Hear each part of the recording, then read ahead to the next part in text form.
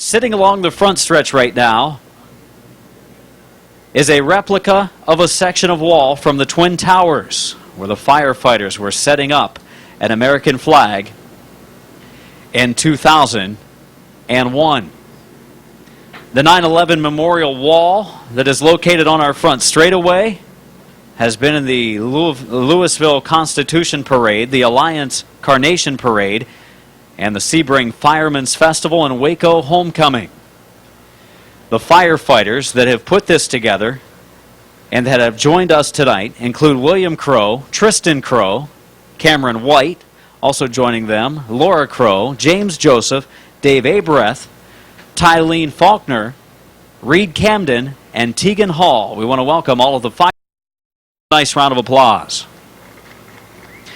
Tonight we race in memory of those lost on 9/11/2001. Ladies and gentlemen, please rise for the playing of our national anthem, and gentlemen, please remove your hats.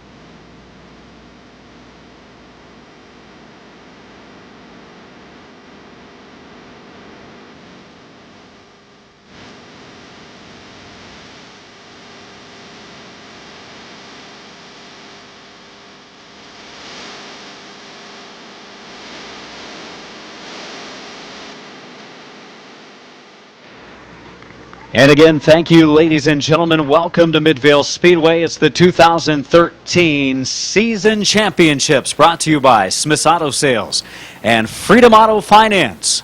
The fast heat for the McIntosh Oil Company late models lined up pit side. And as they come down the front stretch, one more nice round of applause for those displaying the colors tonight at Midvale Speedway. Hey, Adam, also want to pass along that Braden Swaney, his grandma and Mike Swaney's mom had breast cancer surgery, so that's why those 4 cars on the racetrack have the breast cancer colors and ribbons on them. Is, of course, Breast Cancer Awareness Month is next October, so want to give a big round of applause to those 4 drivers as well, and keep the Swaneys in your thoughts and prayers. 70 of top qualifier Ryan Tedesco, a first and a second last week for him, and Emerson Huffman completes the field and the green is out. Green is out, but not for long, and the caution's gone away. Yellow flag on the raceway, caution out. See Dean Miles joining Gabe Pringle over in turn number 3 as our pit steward. Dean's been out with illness most of the summer, but joining us at least a little bit up in turn 3 here tonight. Good to see him back up there. And the green is out, and Brian Smith goes into the lead. Much better restart. Here comes Alex Rosenberry. Car hooked up coming off of turn 2 as they race off into the third corner. Smith, Rosenberry, Miller, Schneider, and Smith, the top 5. Brian Smith looking to pad his point lead a little bit more over older brother Bubba. Bubba's claimed a couple of late model championships, was looking for his 3rd this season, but it looks like he might just come away with a runner-up finish yet again. He's had a couple of those as well. Brian Smith leads, Rosenberry running well in second. Schneider looks good in the number 3 spot. Bob Schneider Jr. in the 17 running third. Bubba Smith running 4th, and Miller holds on to the number 5 spot. Smith trying to pull away in the lead, and he is exiting turn number 2 strong. Rosenberry doesn't get off the corner as well, but runs well through the middle of the turn. Halfway this time. 4 laps in, 4 laps to go. See Emerson Huffman in the 90 challenging Ryan Tedesco for the final spot in our field. Huffman did not qualify, got here late tonight, was turning some fast times in practice a night ago.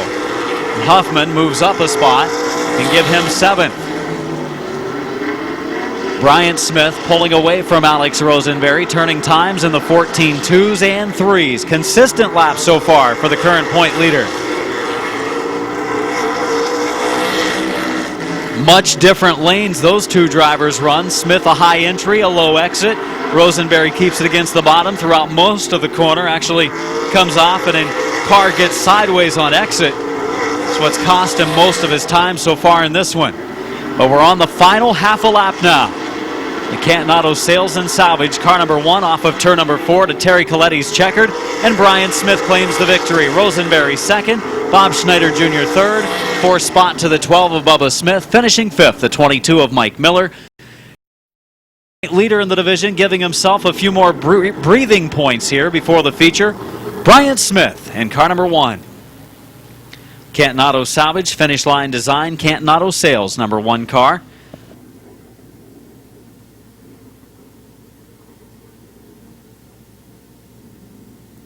Ed Middaugh, he's had a couple of decent runs with us here at Midvale and a very limited schedule this season. Starts in the 2nd spot.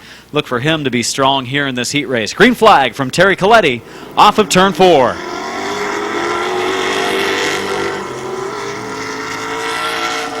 And Middaugh will go into the lead. Fuchs in the 2nd spot. Page is 3rd, and Ritter using this one as a little bit of a hot lap session to get ready for the season championship feature later tonight.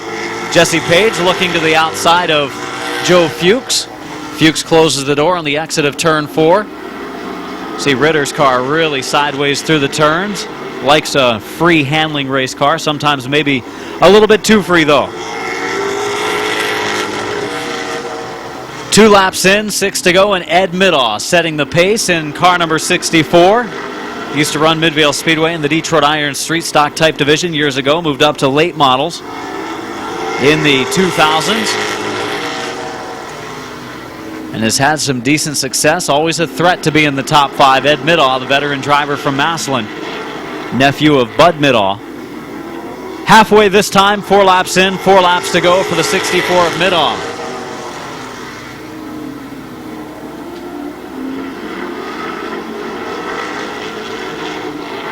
Be 5 in, 3 to go this time for the 64 of Middaugh.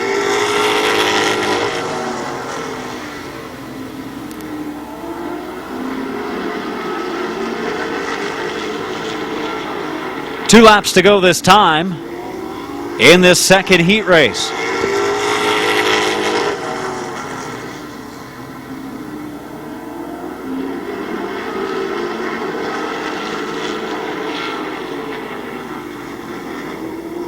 White flag is out. 1 lap to go.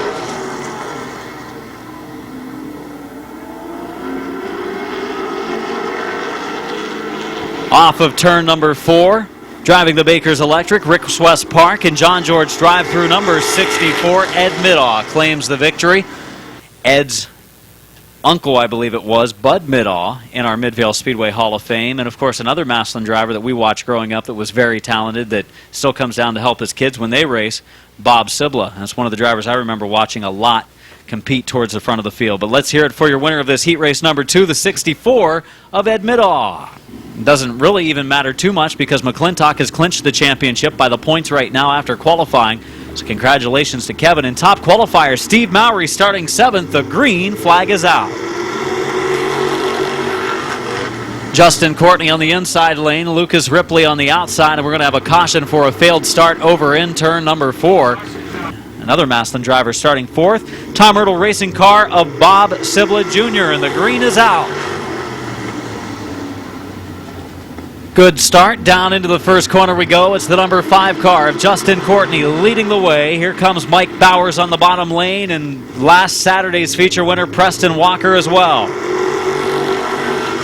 Oh, Lucas Ripley wanted to get to the bottom, and he made it work and nearly clipped the 0-2 car of Bowers on the front stretch. Close call there, as Lucas obviously wasn't liking what he felt in the outside lane in his dad's car. Courtney leading, Bowers 2nd, Bob Sibla Jr. 3rd, Ripley is 4th. Just about opened up the inside lane for Steve Mowry. He and Walker, 2 of the fastest cars in the class, running side by side. Courtney, Bowers, Sibla starting to pull away a little bit from Lucas Ripley. Third generation racer running in the number 4 spot. Mowry trying the second lane. Halfway. 4 laps in, 4 laps to go for Justin Courtney. Preston Walker to the pits in the 30.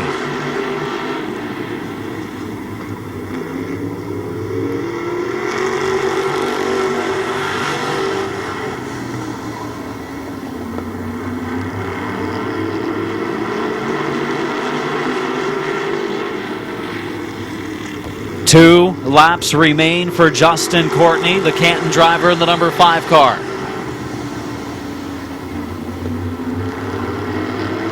Bowers in second, Sibla in third. 1 to go. White flag is out for Courtney.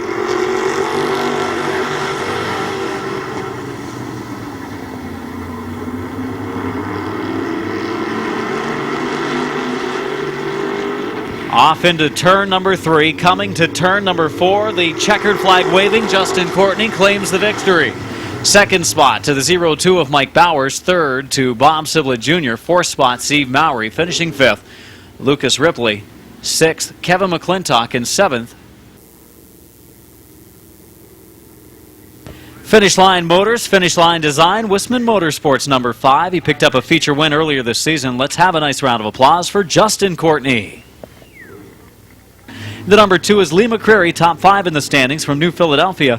Double Eagle Tattoo, M&D Designs, McCombs Market, Ace Auto Body, Maslin Machine, and the green is ready to wave. Rick Sibla and Greg Hull bring him in.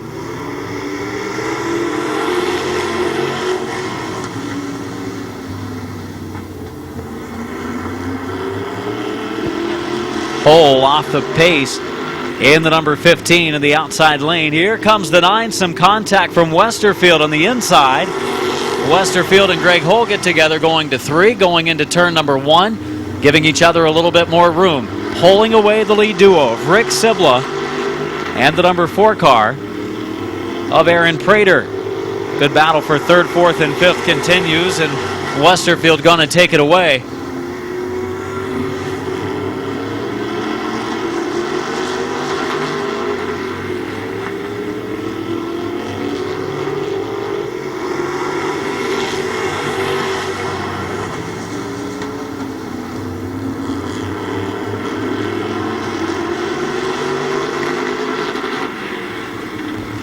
Rick Sibla with the halfway signal being displayed has Aaron Prater challenging strong from behind. Prater's only run here at Midvale a couple of times in his career. Believe both of those this season in this modified. But Prater challenging Sibla for the lead spot. 3 to go. Top 4 now, bumper to bumper, waiting for a mistake. Rick Sibla protecting the bottom in that sharp number 8 car.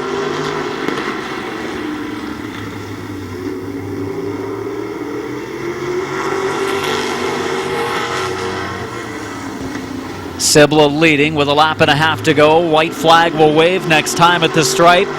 Does anyone step out of line? Does anyone push the issue? Does Prater want to pick up his first Midvale victory? White flag is out, 1 to go. Prater right on the rear bumper of Sibla in 1 and 2. Sibla running the exact same lane lap after lap, duplicating it as he heads into 3 and 4. Comes to the checkered. Sibla a little bit sideways, but Prater not enough to get by as Sibla claims the victory. Drove the 0-2 of Bowers' car earlier this year. Last year's late model champion. Let's hear it for Maslin's Rick Sibla.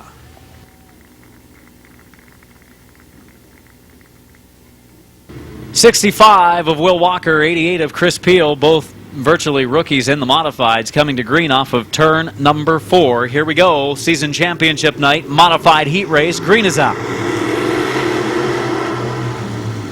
A lot more get up on that '88 car of Peel, but he goes way up the banking rolly. 3 wide, threads the needle, more 3 wide. Higgins spins toward the infield, keeps it in the right direction, back out onto the track. Keeps on rolling, does Doug Higgins. Good job, Doug Higgins. 1 lap complete. Neil Rowley leads. Will Walker is second. Jason Gruhl is third. The 11 of Adam Stewart running the usage car on the inside lane.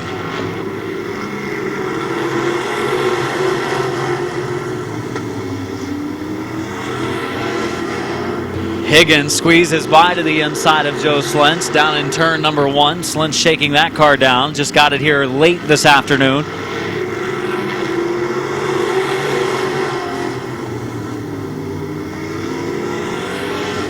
'65 into the pits. Will Walker. Problems with his modified. Just second night out for that car. Keeping an eye on Adam Stewart in the 11 car. And yellow's out. Joe Slentz around in turns 1 and 2. So Joe Slentz a spin in turns 1 and 2. The 46 car loops it.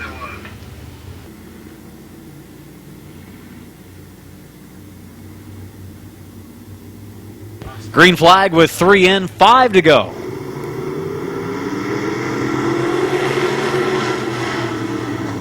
Side by side into turns 1 and 2 we go. The 99 car of Jason Gruhl squeezing forward. Neil Rowley fighting back in the inside lane.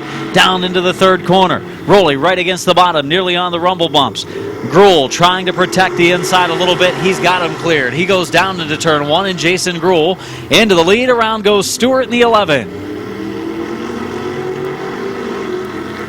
Adam Stewart the spin in turn number 1.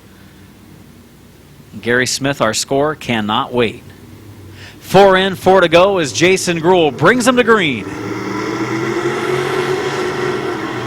On the last restart, it was Gruhl using the outside to take the advantage. Rowley staying right with him in the outside lane right now. The modifies run extremely well in the second groove on starts and restarts, but I think Gruhl's going to be able to hold him off. Rowley a little bit too loose coming off of 4. Gruhl back out front. Rowley in second. Peel in third. Slentz in the 46 goes around and brings out the yellow. Got out on the track in time to qualify. He'll be sent pit side with a second caution by himself in the heat. 3 to go. Jason Gruhl and Neil Rowley bring him to the green.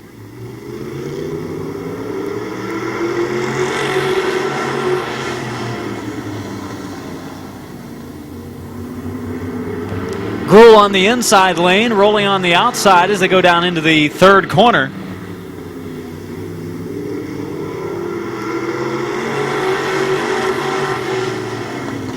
Oh, looking to close the door, the 16 of Rowley, able to get down in front of the 11 car of Adam Stewart as he rallies after a spin earlier. White flag is out. 1 to go for Jason Gruhl.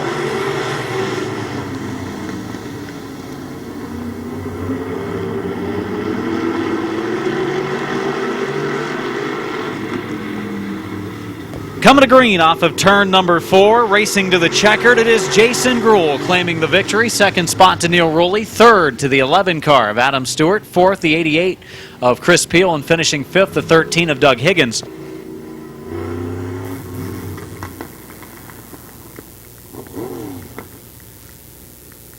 Let's have a nice round of applause for your winner, the 99 car of Jason Gruhl. The Dover rookie having some good runs second half of the season. Willendale Golf Cart Sales, Front Street Automotive, Martini 97, and Seconds Resale. The sponsors.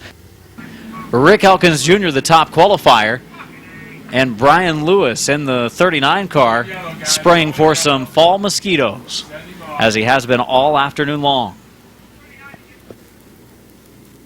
Maybe later we'll do a trivia question on Canuter valves. Coming to green off of 4, it is out. And we're 3 wide for the second row.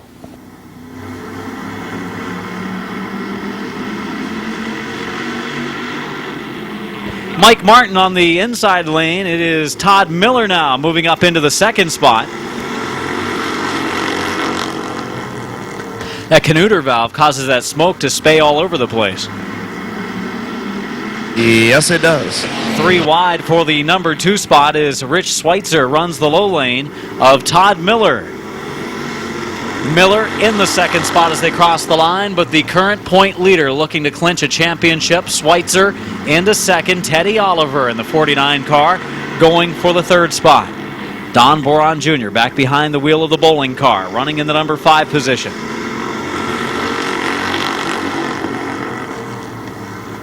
6 car of Mike Martin breaking out of his qualifying time. Mike Martin in the 6 getting a speeding ticket, and around goes Oliver. Contact from Todd Miller. Yellow is out.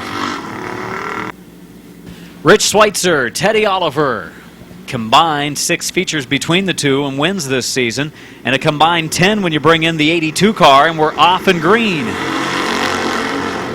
Down into corner number 1 we go. We're going to go to a caution for a failed restart. Yellow flag is out.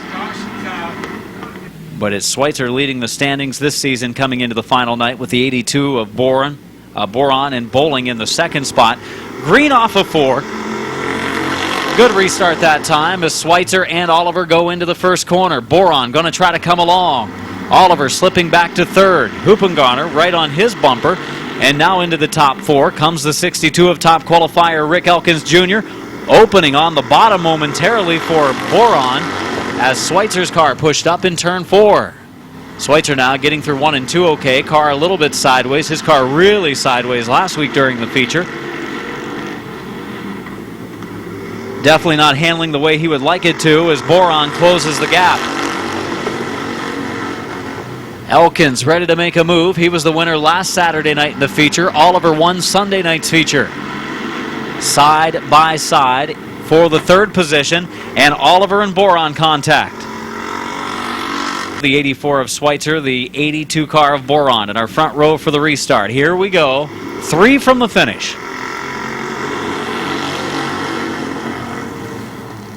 3 from the finish as Schweitzer and Boron side by side for the lead.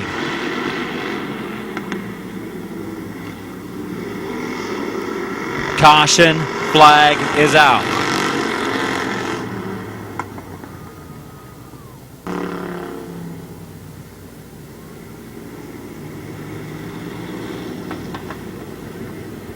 Hoopengarner and the 5 of Martin.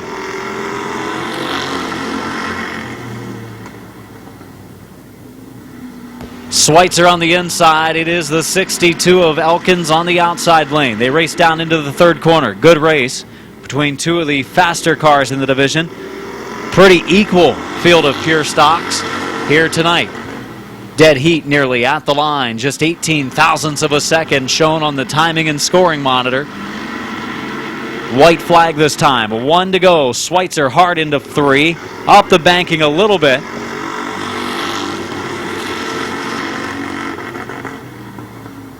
Schweitzer out front into the lead. Elkins right there on the rear bumper. They come to the checkered, and Schweitzer's going to pick up the victory. Elkins in second. Hoopengarner in third.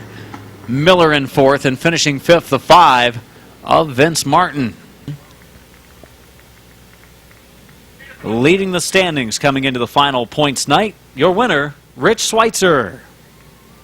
The Allen's Muffler and Tire, Federated Auto Parts, Alicia L. Manley MD car claiming the win. Good run side by side between he and Elkins down the stretch.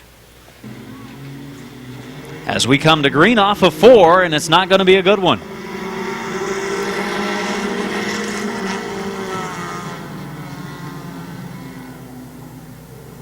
Second heat already lined up pit side. There will also be a third heat. Got our fun packs and our mini trucks to run too. Green is out. Turn 4 back underway. Already have them 3 wide as Grove, and the 31 goes to the outside lane. Grove, that very fast car, dominated to a feature victory on Sunday a week ago. Had some issues with the rear camber for the qualifying earlier, so that top time was taken away, but it's the 57 of Albright leading. Grove going to the bottom lane. Door is slammed shut in the first corner. Grove back to the inside off of 2.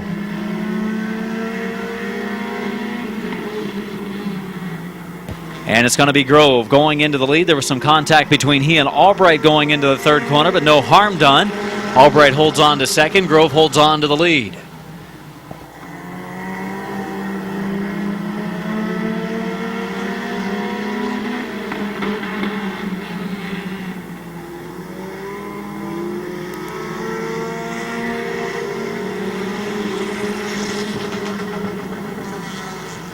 Grove leading the way. Swaney's car, driven by Albright, is in second. Third, the 175 of Renneker, and fourth is Dunlap.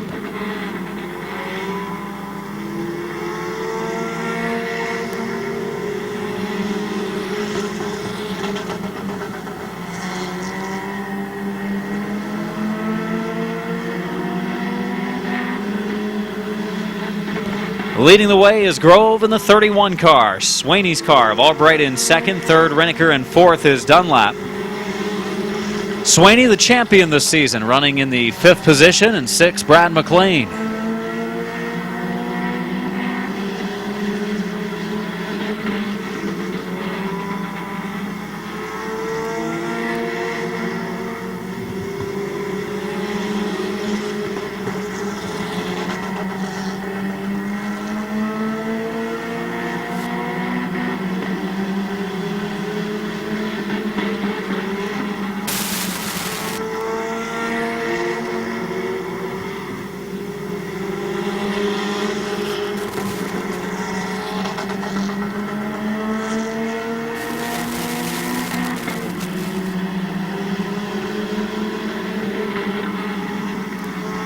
Checkered flag waving as Grove picks up the victory. Second spot to the 57 of Albright. Third, the 175 of Renneker. Fourth, the 36 of Dunlap. Fifth, the 27 of Swaney. And the 80 of Brad McLean, finishing sixth.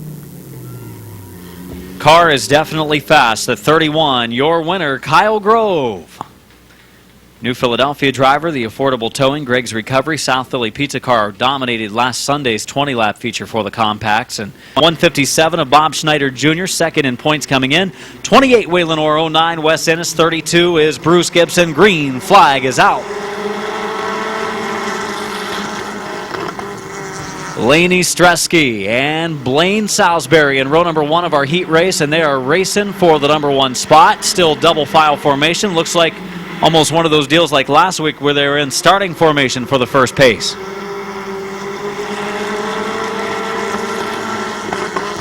Into turn one, Salisbury takes sole command of the lead. Stresky in second, battle for third between the 75 of Dale Beatty and the 15 of Kyle Finlayson.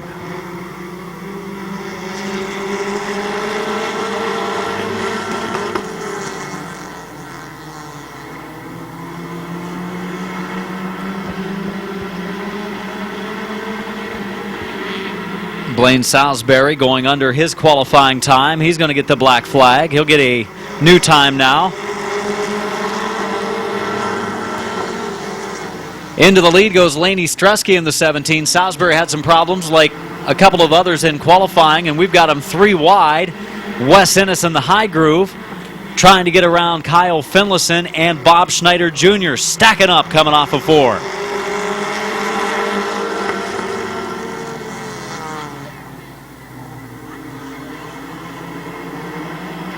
Ennis going to make a run to the third lane once again. Wes Ennis in the 09 to the third groove. Schneider sideways on the bottom. He looks for an opening.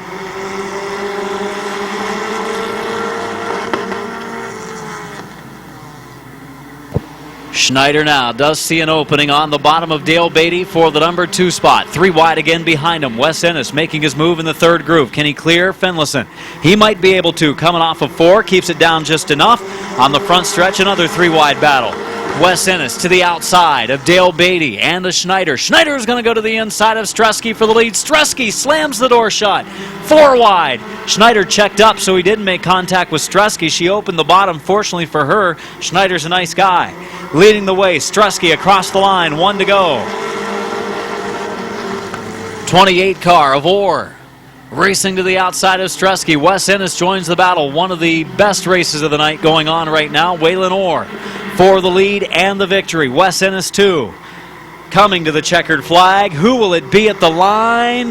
Laney Stresky holds him off. Second spot to Waylon Orr, third to Schneider, fourth to Ennis, fifth spot to Beatty, sixth to Finlayson, seventh to Gibson, eighth to Moore, and ninth to Salisbury. Good race. Taking the victory in the number 17, the TNT Television Senior Ponchos car, Laney Stresky.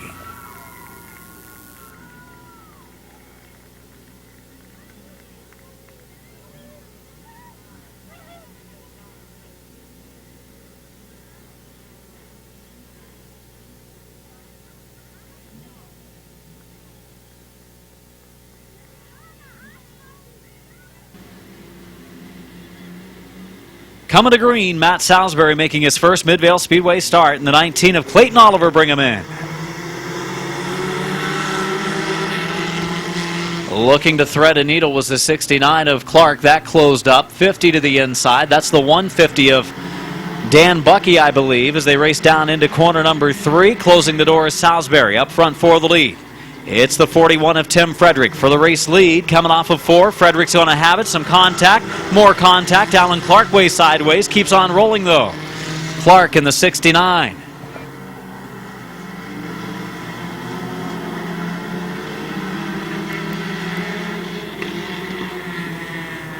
So caution out for the 69 of Alan Clark as he brings out the yellow. 1 lap complete.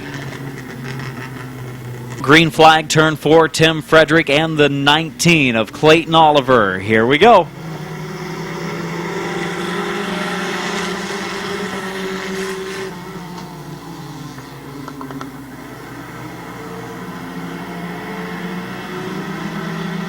So Josh Moss actually still driving the 150, and Eric Enauld in the other 50 car, crossing the line with 2 laps in. Eugene Kopp Jr. in the 158 going to the high lane. And Kopp's going to move up into the 3rd spot.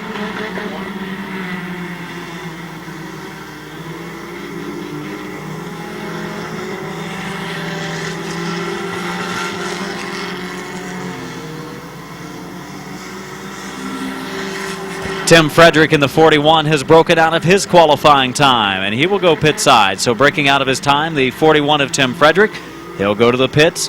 New leader, the 150 of Josh Moss, who's driving for Bucky Racing tonight. Josh Moss qualified the car, thought that Dan was going to show up for racing, but it's still Josh behind the wheel.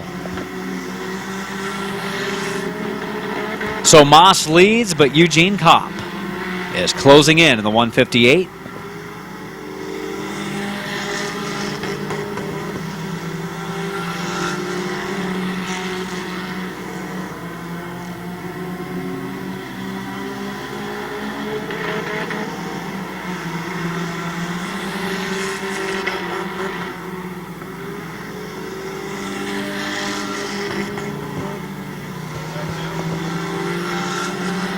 And twice under, 2 laps under his time for the 150 of Josh Moss. That's going to give the lead to the 158 of Eugene Kopp Jr. So Moss has broken out of his qualifying time as well. We've had a lot of breakouts tonight. So Kopp takes the lead. Moss trying to get out of the way, but Kopp, nothing to worry about. He's way in front of the pack.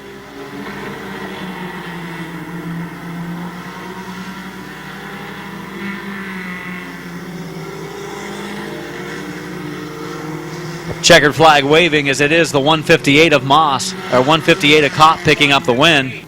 During the course of a race, you have to do it twice and not be in the top 4 in qualifying. You are going to get black flagged.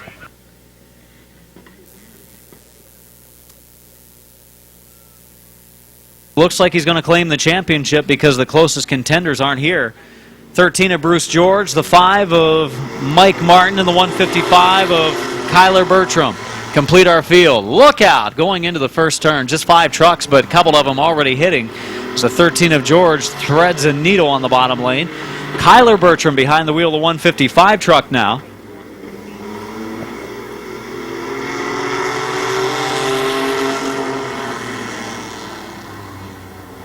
Your leader, Doug Decker,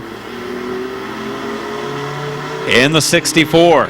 Kyler Bertram trying to make his move, the son of John Bertram, for the 3rd position.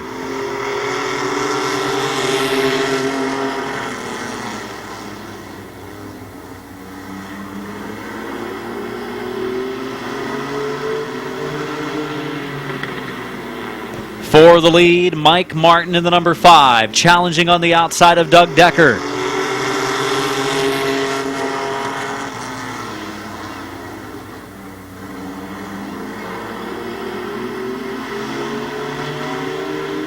For the 2nd position now, Kyler Bertram is closed. Halfway this time, 4 laps in, 4 to go. 3 trucks battle for the lead.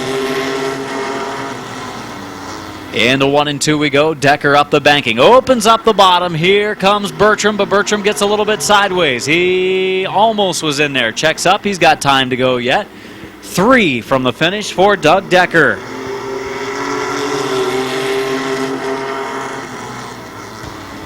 Martin and Decker bang doors. Here comes Bertram again. Bertram, though, just not enough forward bite coming off the corners.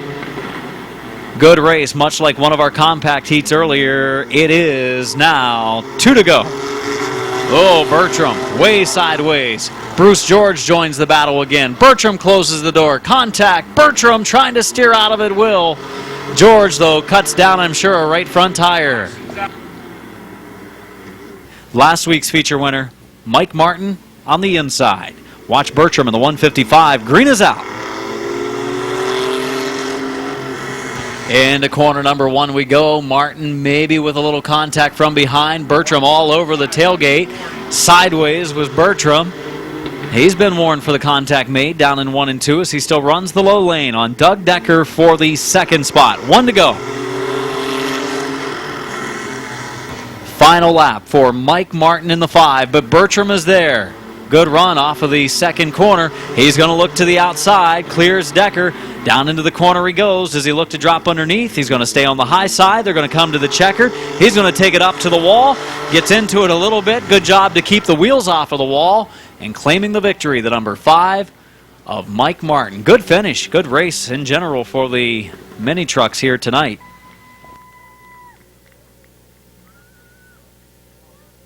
From Massillon, Ohio, your winner, Mike Martin.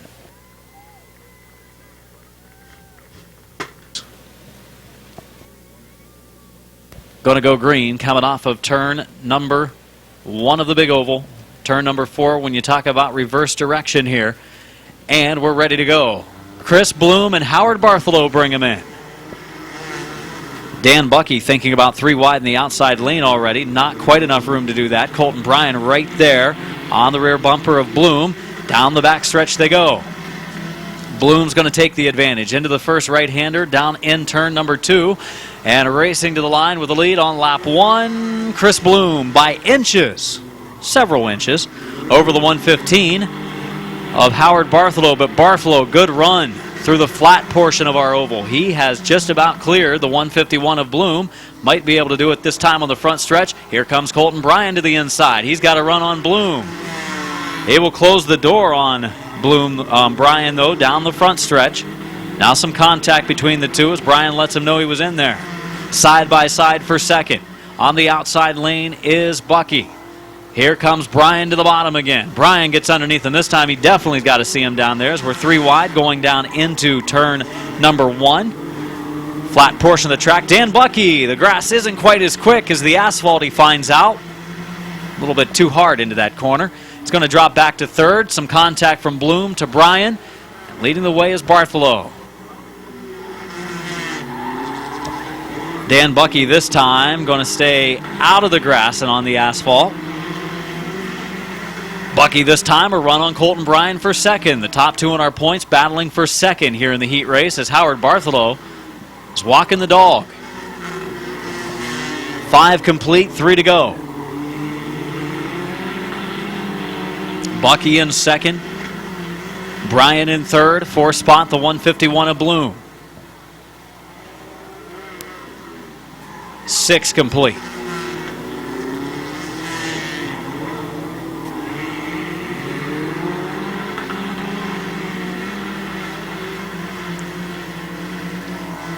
Bartholow takes the white flag. 1 final lap to go. 1 final lap to go for Bartholow as he gets the white from Matt Helms. Oh, Bucky off into the grass a little bit again. Spends all week in the grass mowing it. Tonight racing in it a little bit.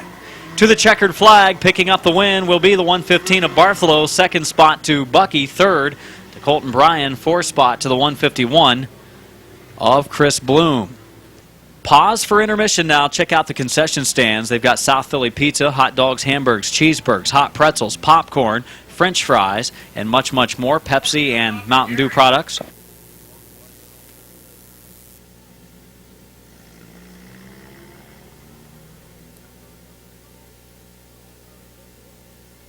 Win another feature tonight. The PhilPalmers.com, Winston Motorsports, Harris Hair Care, Drake's Recovery, McCain Maintenance, number 4 time of Teddy Oliver. So Dan Bailey, you get a picture of the ugly mug drivers in our pure stock division. And with that, we will give you the starting lineup for this 20-lap feature event. Starting in the 8th spot, tonight's top qualifier, a feature win last Saturday night. The driver of the Stewart Flooring World Import Automotive, car number 62. 2 feature wins on the season for Waynesburg's Rick Elkins Jr. Starting on the inside, second fast in qualifying. He's won 2 features this year. He's won the last 3 track championships in the division. This year not going to happen, but he can win another feature tonight. The PhilChalmers.com, Wistman Motorsports, Terrace Hair Care, Greg's Recovery, McCaig Maintenance, number 49 of Canton's Teddy Oliver. In row number 3 on the outside lane, the Papa P's, Canton Car Connection, Shelby Sweets and Treats, Hoops Auto Body, number 6. From Canton, Ohio, he's won 1 feature in this division this season. 4th in the standings, it's Mike Martin. On the inside of our 3rd row, this number 82 has been in victory lane 4 times in feature action this season. For most of the season, it was driven by this young teenage driver, Don Boron Jr. Boron, sponsored by DeVille Apartments, J&B Feed and Supply, Bowling Shoes Cars, B&B Diner, and Buck Hill Fabricating. In row number 2, to the outside lane, a veteran driver of many years, started racing the mid-70s here at Midvale Speedway, won some championships, went to dirt a few years ago. He won some championships there. Back on asphalt this season, he leads the points. On this final point night, in car number 84, the Allen's Muffler and Tire, Federated Auto Parts, Alicia L. Manley MD car of Rich Schweitzer. Starting on the inside of row number 2, the pink and green, car number 5.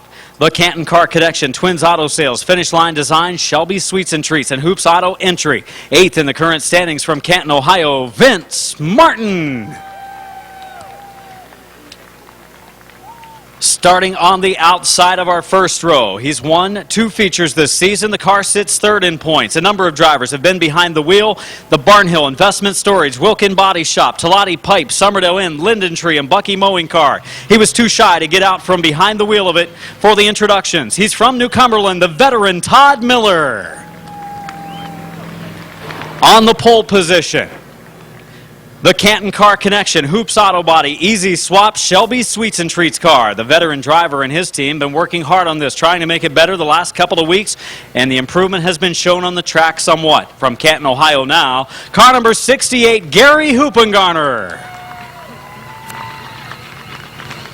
And pulling out to join the tail end of the field, he has done us a service tonight of spraying for mosquitoes. He's had that problem all afternoon coming out of the exhaust.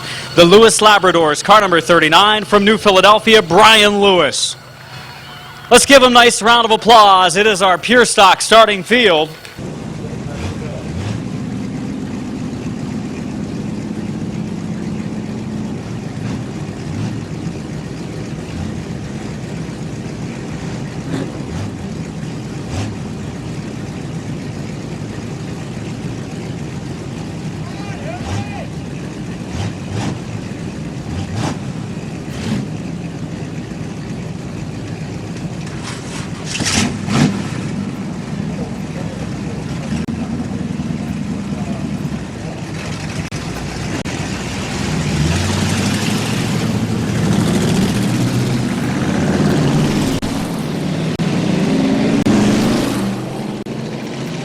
Speedway trailer race. A couple of 25-lap features for the late models. We've got modifieds, pure stocks, compacts, fun packs, mini trucks, figure 8, officials race, spectator drags, all coming up next Saturday night here at Midvale Speedway. Coming to green off of turn 4, Gary Hoopengarner and Todd Miller bring him in. Into the first turn we go, side by side, the racing action in our pure stock division off of corner number 2. Miller the slight advantage in the outside lane. Miller looking for his 3rd feature win of the season. Hoopengarner fighting back on the low side. Vince Martin sideways in the 3rd slot. Hoopengarner was actually behind Miller, I believe, a little bit at the line for the 1st lap. Where will they be on this lap? Hoopengarner pulling ahead. There goes Schweitzer up the banking. The 84 of Rich Schweitzer, point leader with issues. 39 with problems. Brian Lewis again putting out heavy, heavy smoke. Drivers just aiming for the smoke, trying to make their way to turn number 3. Now they can see again. They once was blind, but now they see. Hoopengarner out front. Second is Boron. Third spot, the 62 car of Elkins. He's just been able to get around the 77 of Miller. Couple of 4-car packs right now as Oliver also tries to work his way forward. Here comes Boron, low side of Hoopengarner on the backstretch. Not quite in there far enough. He checks up going down into the third corner, but Elkins is challenging as well in the high lane.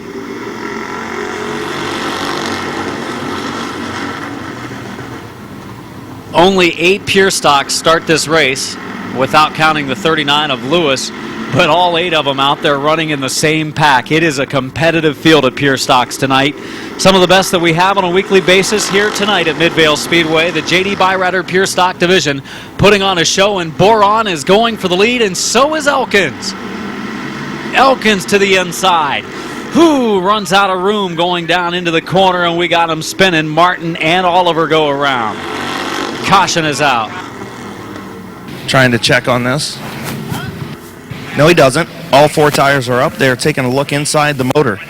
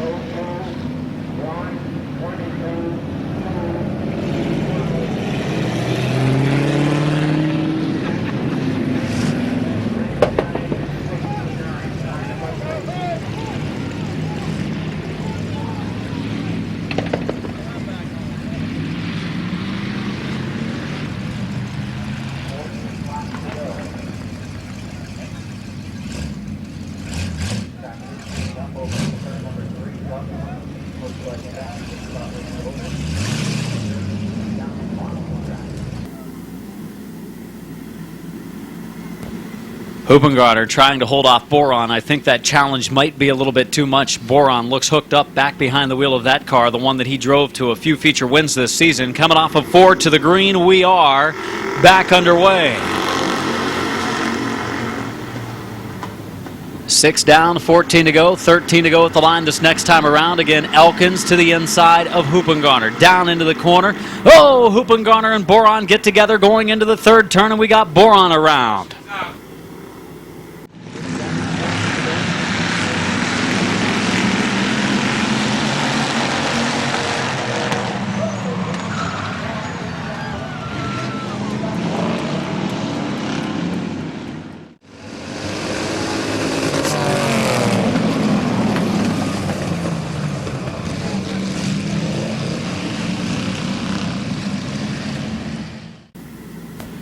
Hoopengarner and now Elkins up front. Elkins going to be tough to beat here. He was challenging to the low side of Hoopengarner whenever the spin took place. In 3, the green is out. We're back underway. Into 1 we go. It is Hoopengarner and Elkins for that number 1 spot. And Elkins just about has him clear already. Gives him some room going into 3. Doesn't want the same thing to happen that happened to Boron a little bit ago as they complete lap number 7. Elkins the new leader. See Mike Martin making a move. 84 of Schweitzer to the inside of Miller. Todd Miller caught in the middle. He checks up to avoid contact.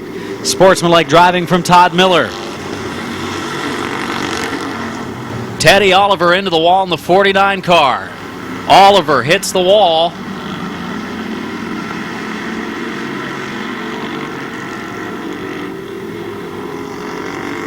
And now Mike Martin in the number 6 car racing with Hoopengarner in the 68. Mike Martin with the Hoopengarner 68 for the 2nd position. Teddy Oliver, despite the contact with the wall, still running strong right behind Boron.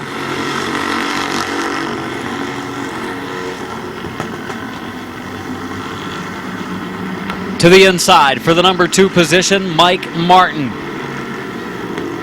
Oliver on the high lane.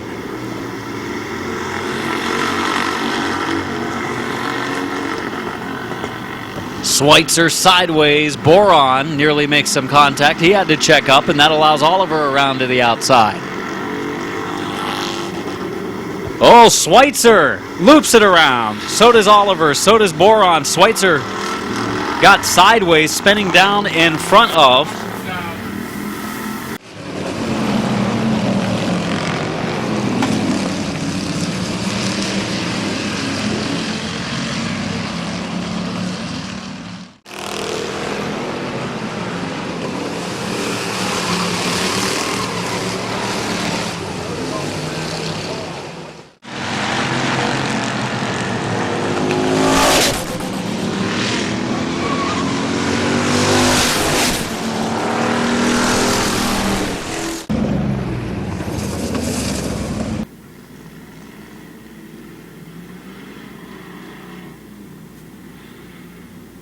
Coming to green off of turn number 4. Here we go.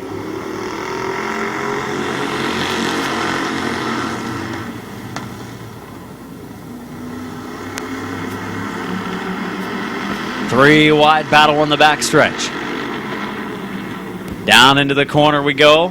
Mike Martin now looking underneath Hoopengarner up in front of him. Cars checking up. Had him 2 wide, 3 wide, and almost even 4 wide despite the smaller field. Leading the way is Elkins, but the battle second through the back of the field, hot and heavy. Oliver in the 49 car working forward.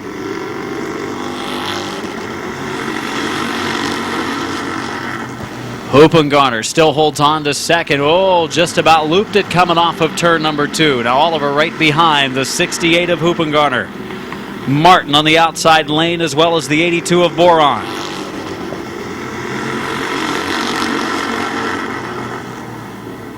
Oliver goes into the corner, gets sideways, though, and around goes the 6 of Martin and collects the 77 of Miller.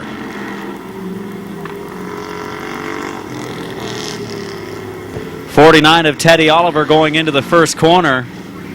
Got a little bit sideways while on the inside of Martin, slid into him, and Martin then spins.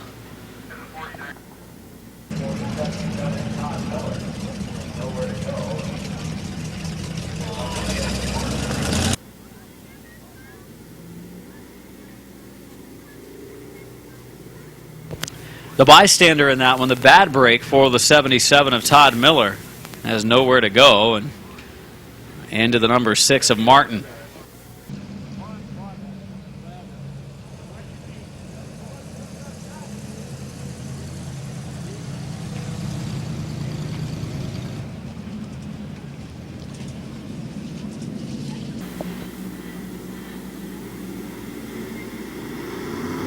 Green flag is out. Good restart down in corner number 4. Come across the line side by side. And so Teddy Oliver loses the deck lid up against the wall. Spins it out.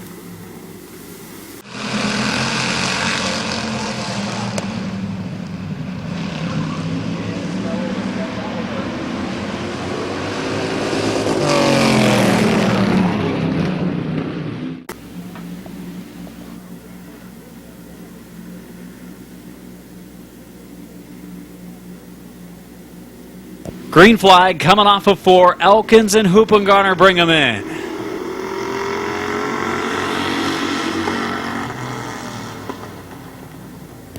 Elkins pulls forward into the lead. Hoopengarner in second, but maybe not for long. Here comes Boron again in the 82 car. Boron inside of Hoopengarner. 5 laps to go.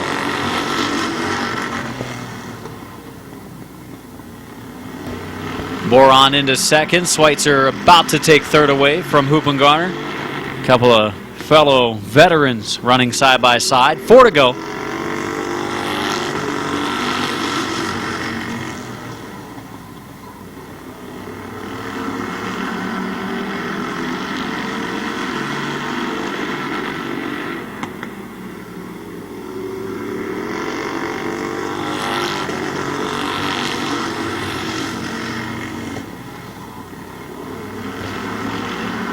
Two to go this time. Two final circuits for the Waynesburg driver, Rick Elkins Jr.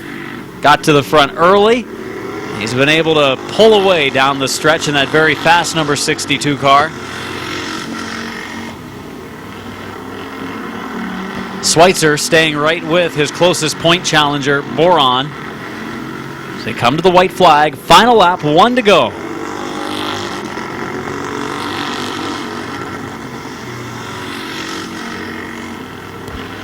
Half a lap to go for the part-time driver at Midvale Speedway over the years, but always does a nice job. The Stewart Flooring World Import Automotive number 62 of Rick Elkins Jr. win number 3 of the season. Second spot to Boron, third spot to Schweitzer, and finishing fourth, the 68 car of Huppengarner.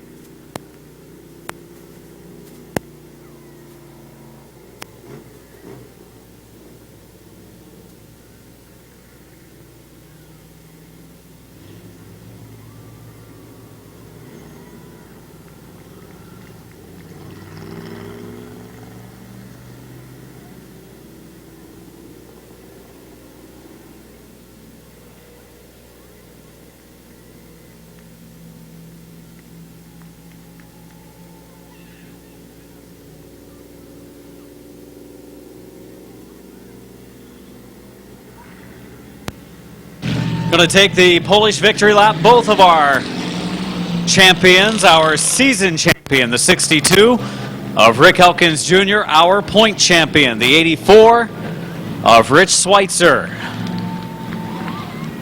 Good runs for these drivers tonight. Elkins brings it to victory lane, claiming his third win of the season. The Stewart Flooring World Import Automotive number 62. In downtown Ford victory lane. It's out a little backfire. He can hear you now. Rick Elkins Jr. Yeah!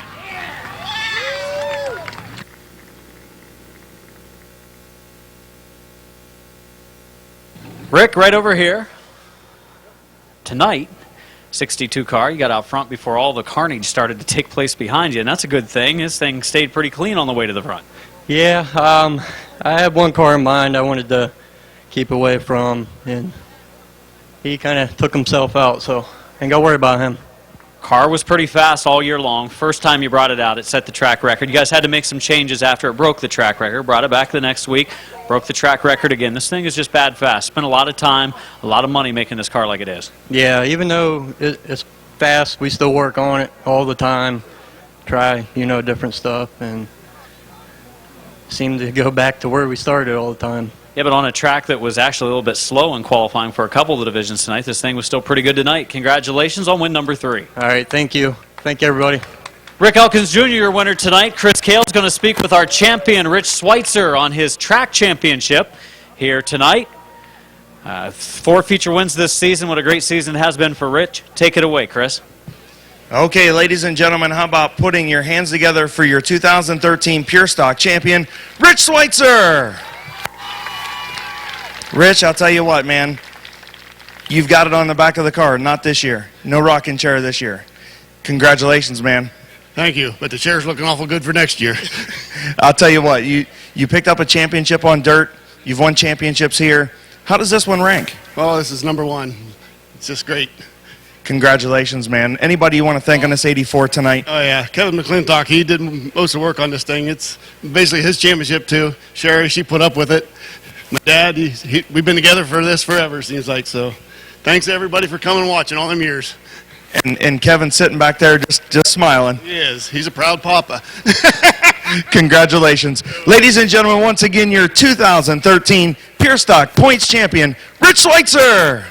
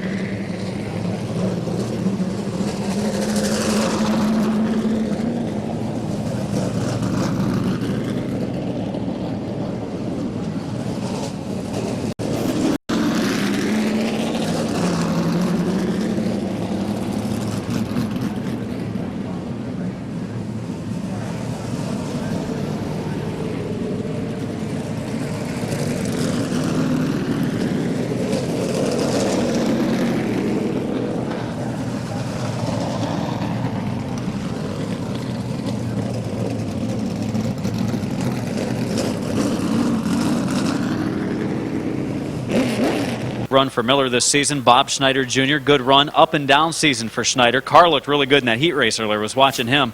Was running strong for a few laps there. And Alex Rosenberry, the young driver from New Philadelphia, who's done a lot of traveling this year in addition to what he's done here at Midvale, is 5th in the standings. And with that, I think we'll go ahead and get a quick look at our starting lineup.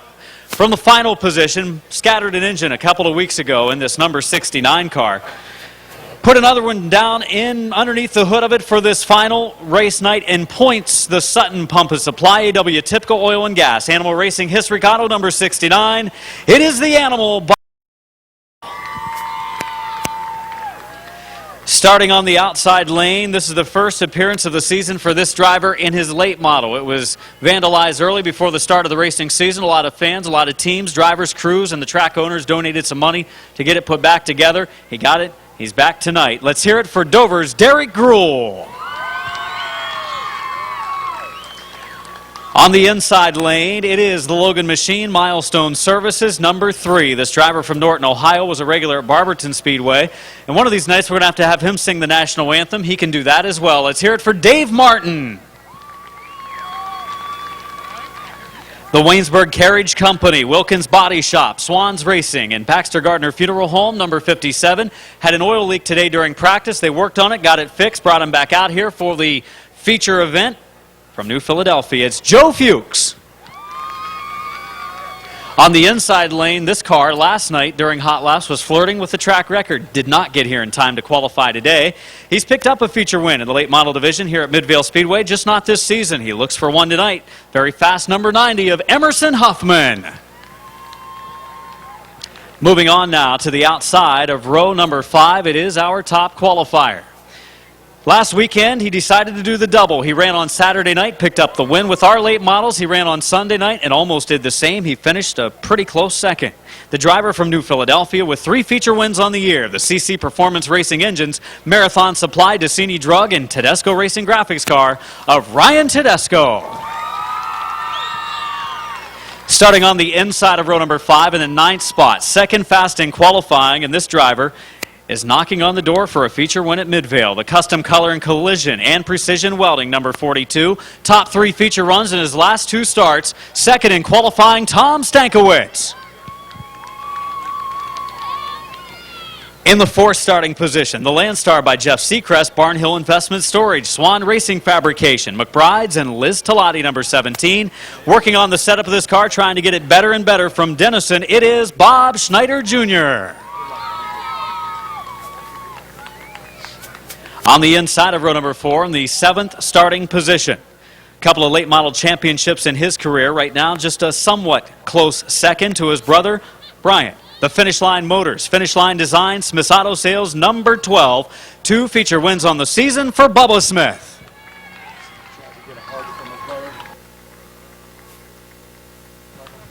In row number 3 on the outside lane, starting 6. This car was bad fast last Sunday night, main event night. Had a chance for the track record, came up just a little bit short, but he's claimed 2 wins with our late model division, including a 50-lapper earlier this season. The Rosenberry Towing Tilt Lighting, sponsored number 2, 5th in our standings despite missing a couple of nights, Alex Rosenberry. In the 5th starting spot, the Williams Painting, Bob's Auto Sales, DFC Racing Carbs at A1 Auto and Spring, number 22. 3rd in this year's points. They've been working hard trying to make this car just a little bit better. It qualified well tonight. He's a veteran with many wins and championships from Clinton, Mike Miller. Starting on the outside of row number 2, it is the current points leader looking for his first career championship. The Canton Auto Salvage, Finish Line Design. Canton Auto Sales, number 1. 4 feature wins on the season. 77-point lead coming in on the night. It's expanded a little bit from Canton, Ohio, Bryant Smith. In the 3rd starting spot, it's the Canton Auto Sales, 02. One of the first times in late model action that he's made the invert. Car's getting a little bit better and a little bit better as he's got a crate engine underneath the hood competing against these high horsepower race cars. The driver of the 02 calls Louisville, Ohio home, Jesse Page. And your front row starters bringing the field of late models to the green in just a couple of moments. They call him the Mountain State Missile, or the, West Virginia Bottle Rocket. He starts in the second spot. The Sideways, number 28, sponsored by Your Auto Connection, Hoopers, Rock Springs, Parts and Service, Sheila's Place, and TalkRacingWithMike.com. This is Jonathan Ritter. And starting on the pole, he's always a threat for a top 5 runner. So in the late model division here, he usually finds his way there late in the race. Well, tonight he starts on the pole position. He calls Massillon, Ohio home. This 64 is sponsored by Baker's Electric, Rick's West Park, and John George Drive-Thru, Ed Middaugh. Ladies and gentlemen, put your hands together for a loud ovation for this field of late models. We love the late model division. We're the best late model division on a weekly basis in the state of Ohio, bar none. The only outlaw late model division in the state of Ohio that runs on a weekly basis.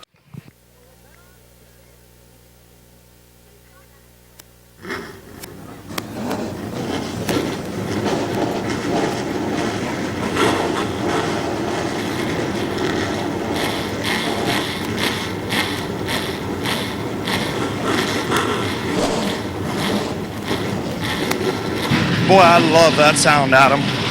And it stinks that we've only got 2 more nights left in the 2013 season. Where did this thing go?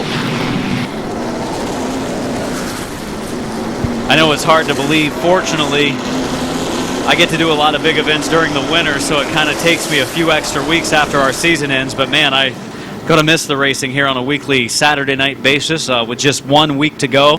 Everybody get up on your feet. We're going to wave them off. Season championship night at Midvale Speedway. Send them off for 30 laps of green flag racing. Next time, we will go to the green. It will be the 64 of Ed Middaugh on the 28 of Jonathan Ritter to bring the field in.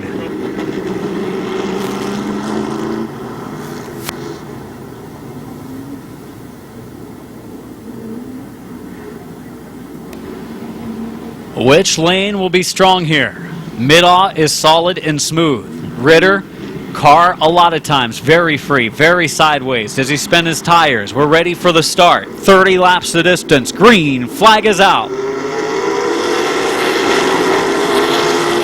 Into corner 1 we go, and there's your answer. Jonathan Ritter with a great start on the outside lane. Smith gets around the 64 of Middaugh. Into the second spot goes Bryant Smith. Alex Rosenberry in the number 2 on the move. So Bryant Smith, by starting the race, I believe has clinched the championship. Smith closing on Ritter for the number 1 position. For the lead and for third at the same time. Alex Rosenberry to the outside of Ed Middaugh.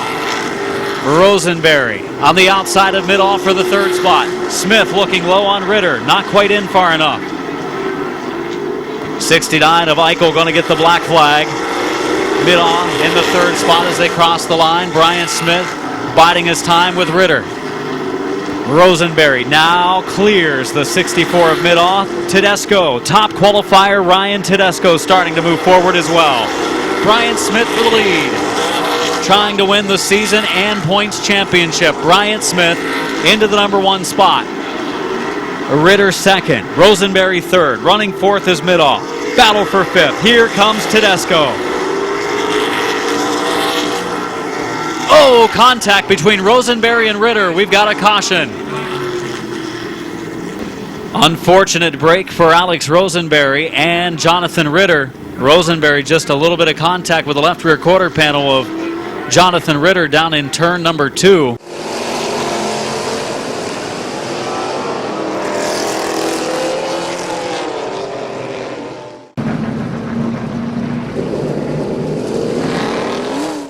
Ritter and Bryant Smith coming into the green. Ritter on the bottom, Smith on the outside. Smith trying to pass Ritter for a second time. He passed him, but last completed lap put Ritter back on the inside, and the green flag is out. Ritter stays beside him going into the turn. Bryant Smith fighting back in the outside lane down the backstretch. Middaugh and Schneider for third. Tedesco's up to fifth. Bubba Smith battles with Page for sixth, and Smith leads at the line. Ed Middaugh has now been cleared by Bob Schneider Jr. And I mentioned earlier, I thought Schneider looked really good in the heat race, and he's running strong right now, making moves toward the front. Schneider qualified third. He's up to the third spot, making some passes early on. Smith leads the way. Second place is Ritter. Third is Schneider, and Ritter all kinds of sideways down in fourth. Move Tedesco now to the number 4 position. Tedesco for third. Ryan Tedesco to the outside of Schneider. Schneider to the inside of, Ritter. They're sideways. He likes it sideways. He's going to save it. Look out behind him. Middahl sideways. Middahl's going to loop it around. He collects Stankiewicz in the 42. Unfortunate break as Stankiewicz nowhere to go.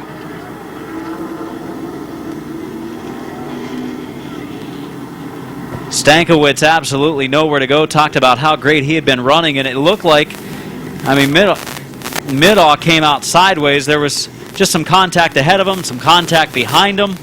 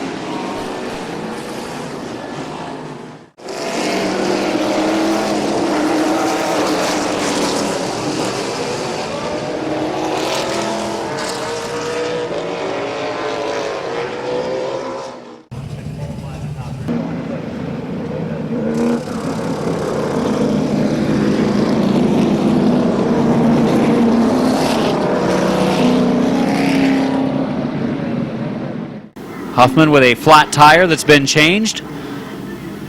And we are ready for a restart with 23 laps to go. Bryant Smith, Jonathan Ritter coming to green.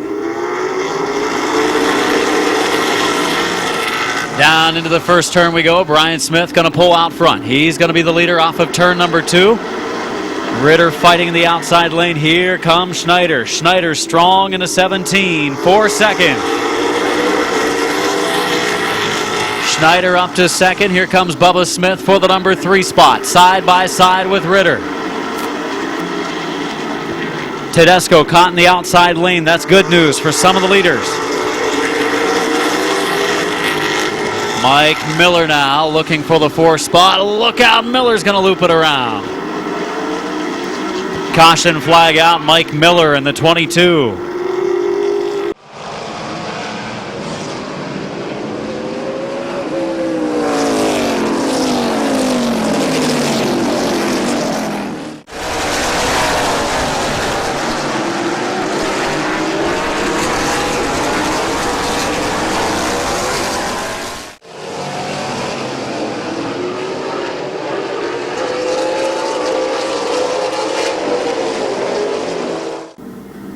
Nine laps in and 21 to go. Bryant Smith in the 1. Schneider in the 17, ready for a restart.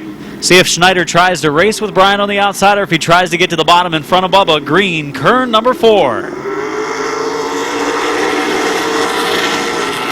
Into 1 and 2 we go. Schneider on the outside, looks pretty strong out there. Bryant Smith gives him room down into the 3rd corner. Schneider in the outside lane. Racing with Bryant Smith. He's got a chance to get to the bottom. He will on the front straightaway. Good move for Schneider. Knew he couldn't get around Bryant, though he gave it a pretty good try. Back in the field, Mike Miller and the 90 car of Emerson Huffman working forward. 11 in at the line.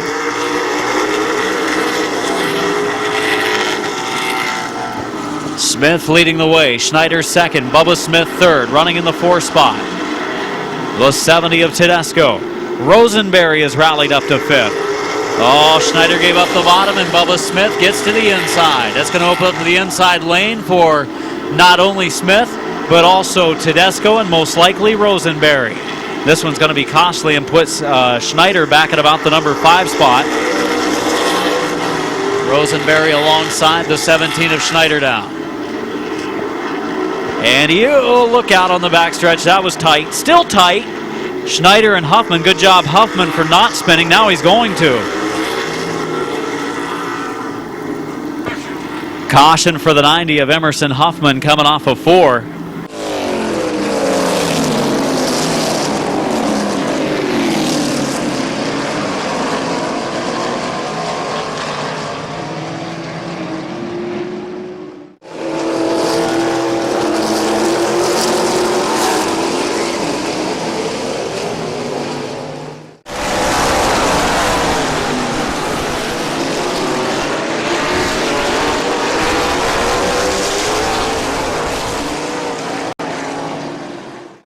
Bryant Smith, Bubba Smith for the win in the season championships. But look in the inside lane. Tedesco and Rosenberry coming forward as well. Here we go off the corner. Green flag is out. Into 1 we go. Bryant Smith strong on that bottom lane. That car hooked. Turns 1 and 2 like it hasn't all night long. Tedesco looking to the low side. He's going to challenge for the number 2 spot. But Bubba Smith's going to be able to hold him off for the time being. Into 1 we go. Bryant Smith, Bubba Smith, Ryan Tedesco, and Alex Rosenberry. 15 in, 15 to go this time. It is halfway in this late model feature. Tedesco right there.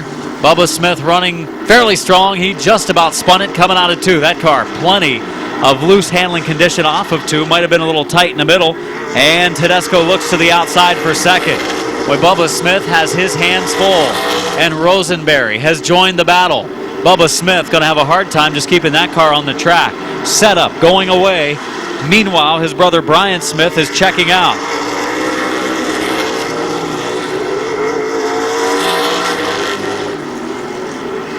Brian Smith, Bubba Smith, Ryan Tedesco, Alex Rosenberry, Mike Miller back up into the top 5. That car definitely better tonight.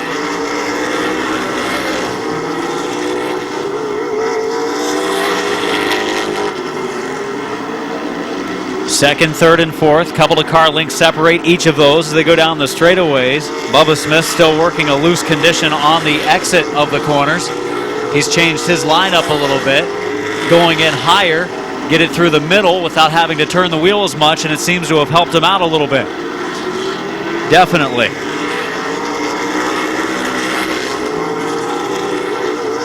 Kind of running the lane that his brother runs. It's helped that 12 car out. Final 10 circuits make it final 9 this time. 9 to go. I'm not so sure that the 70 car of Ryan Tedesco is running on all cylinders right now. He's still running pretty strong down the straightaways, but one of the cars sound ill. It almost sounds like it's Tedesco's.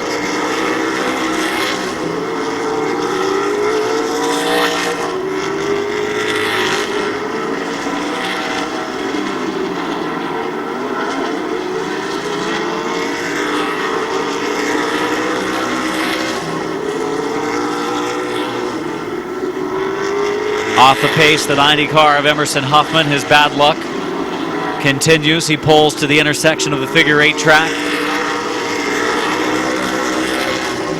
where we'll be having figure 8 racing coming up on the 14th for the Fall Classic, the season ender here at Midvale Speedway. Full info at midvalespeedway.com. 5 laps to go for the number 1 of Bryant Smith. Ritter to the pits in the 28. For the 3rd spot, Tedesco has Rosenberry right there. 4 to go.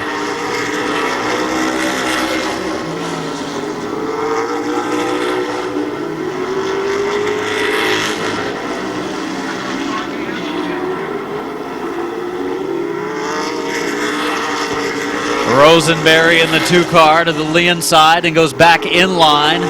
Rosenberry with Tedesco for the 3rd spot. Tedesco's car not running terrible, but definitely sounds like something going amiss in the engine. Noticed it about 10, maybe 15 laps ago. And we're down to the final 2 circuits. Bryant Smith looking for win number 5 on the season. And his first career championship, that's already clinched. White flag in the air. The Canton Auto Salvage. Finish line design, Canton Auto Sales. Number 1, smooth in this race. Down the back stretch. Into turn 3 for a final time. Into turn number 4, checkered in the air, and first championship and a season championship for Brian Smith. Bubba Smith 2nd, Ryan Tedesco 3rd, Alex Rosenberry 4th, Bob Schneider Jr. 5th, Mike Miller 6th, Jesse Page, pretty good run in the 02 in the 7th spot.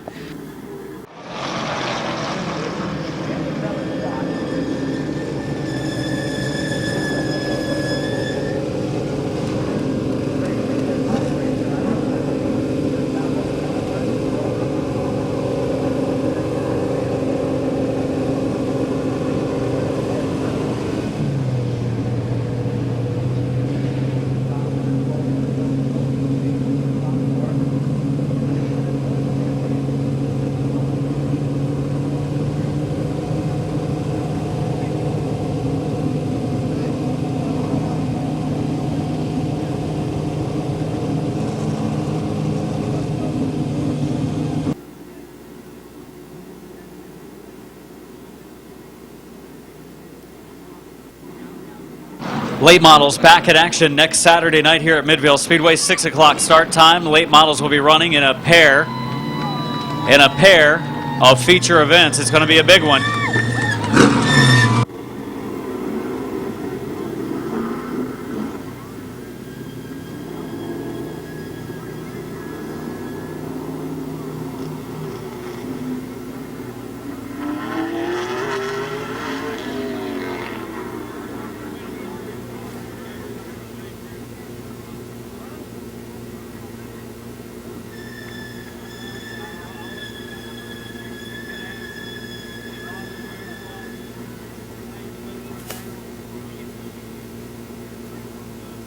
Well, Canton Auto Sales, Canton Auto Salvage, finish line design.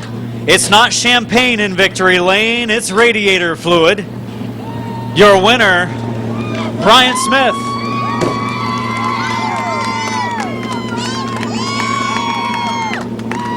Hey, Bryant, congratulations. It's not a champagne there. It's a radiator fluid bath. The car has run a little bit hot. A thumbs up from Ryan Tedesco on the way by. You said coming in you weren't points racing. You wanted to win the feature. It worked out for you. You got up front. Had to pass Ritter twice because of the last completed lap deal. Didn't matter. Car was really hooked up tonight. As far as that last completed lap deal, I'm pretty sure you guys screwed up, but I wanted it outside anyways. I'll bet you money. I swear I ran 2 laps in front of him. It feels like it. I'll bet you money, though. I don't care. I wanted the outside. On that last restart, I asked Gabe if they'd put me on the outside. He said, no, I like the outside better anyways. Worked out for you. The car was really, really good. This thing was hooked up. Yeah, my car was pretty good. I mean, it wasn't 100%, but Bubba, I figured he would have passed me, and I just gave her hell, and I managed to hold him off. I don't know what happened, but I gained a little distance and put it in cruise control. He actually was struggling a little bit off the corner. He changed his line and actually picked up the pace, pulled away from the guys behind him. It's been a long season, but a good season for you. 5 feature wins would set your high for a season, and this car is still in pretty good shape and looking forward to next year, I'm sure. Yeah, well, this is my 5th feature win in this. I won the skid plate race last time. I'm going to go out and try and win another skid plate race here soon. Yeah, I was just ready to say, this is kind of no big deal here. You got a skid plate race coming up, right? Yeah, I'd rather win the skid plate race. Let's hear it for your winner, Bryant Smith. Thank anybody? Hey, go for it. It's all you. Well, this is the first time I ever won a championship, and there's been so many people that helped me along the way. I mean, Ron and Justin Courtney taught me how to drive back when I was racing pure stocks, and they've done a lot for me. And my dad, of course, has done everything for me. I mean, this facility is beautiful. The cars he gives us is amazing. My mom, she's there for us 24/7. Tommy, he sets these cars up and makes them great. And Mike and Kurt, they're always there helping us out. And Colton and my brother, he's taught me a lot over the years. And all my friends, they've all helped out a lot. It's been a great year. Congrats again. Your winner, Brian Smith.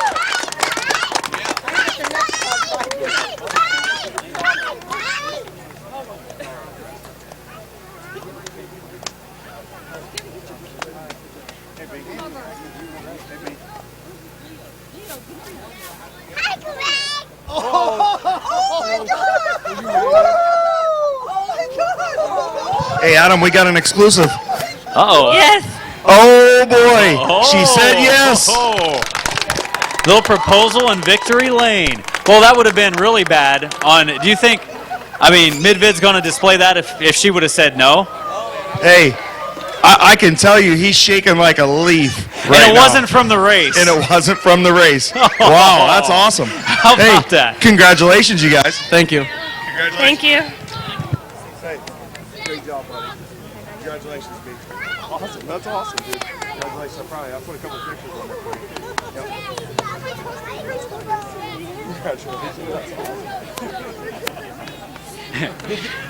So Randy's got a few tears in his eyes right now. He said, I just wanted to say thanks to all the fans for coming out because that's why I built the place, a beautiful facility, so you guys can enjoy some racing action. Of course, it means a lot to him with his son getting a chance to win his first career championship.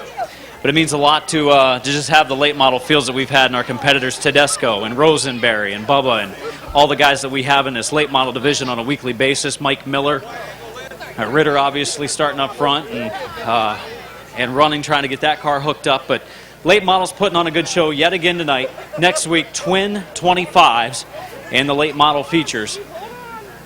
And I think we're going to have a few more join us for next Saturday, the way it sounds. Wow, Adam, a little extra added drama in victory lane. I'm glad I got my mic turned back on for that one. I almost missed the drama there. Yeah, that was, wow. What? Good thing she said yes. Oh, that could have been bad. I've seen it go that way. Yeah, I've seen it go that way too. I don't know if you were watching Indy 500 back this year in qualifying, but, well, actually, I take that back. It was in pre-race.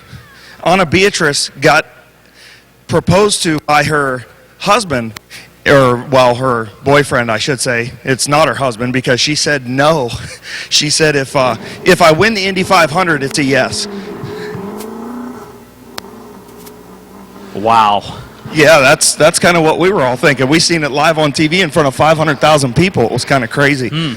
But she declined, so I seen that firsthand.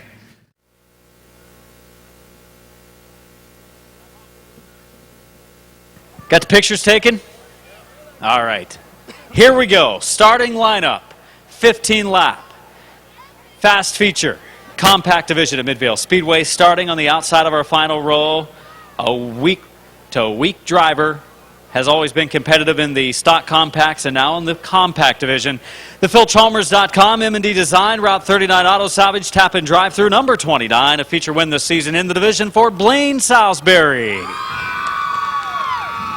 Starting on the inside lane, the Bucky Mowing, Leggett's Tire, McNutt Racing, car number 80. He came from the fun packs, the compacts, the stock compact division. Starting from the inside of our final row from Sherridsville, Brad McLean. Outside of our next row forward, he surprised a lot of people a couple of weeks ago with a win in our Compact A feature. The Cherries Auto, KTFO Racing, Route 39, Sinsel Finicum Insurance, Advance Auto number 41 from Barnhill, Tim Frederick. On the inside lane, veteran driver in this division, back when it first started, took a couple of years off. Now it's the Animal Racing, Rufner Racing, G&B Racing, number 32 from Midvale, Bruce Gibson. On the outside, next row forward, this car, 09, the H&H Cleaning, Haas Body Shop, Ennis Hauling, Big D Tire Ride. One feature win on the season, has had a lot of bad luck from New Philadelphia, 6th in points, Wes Ennis.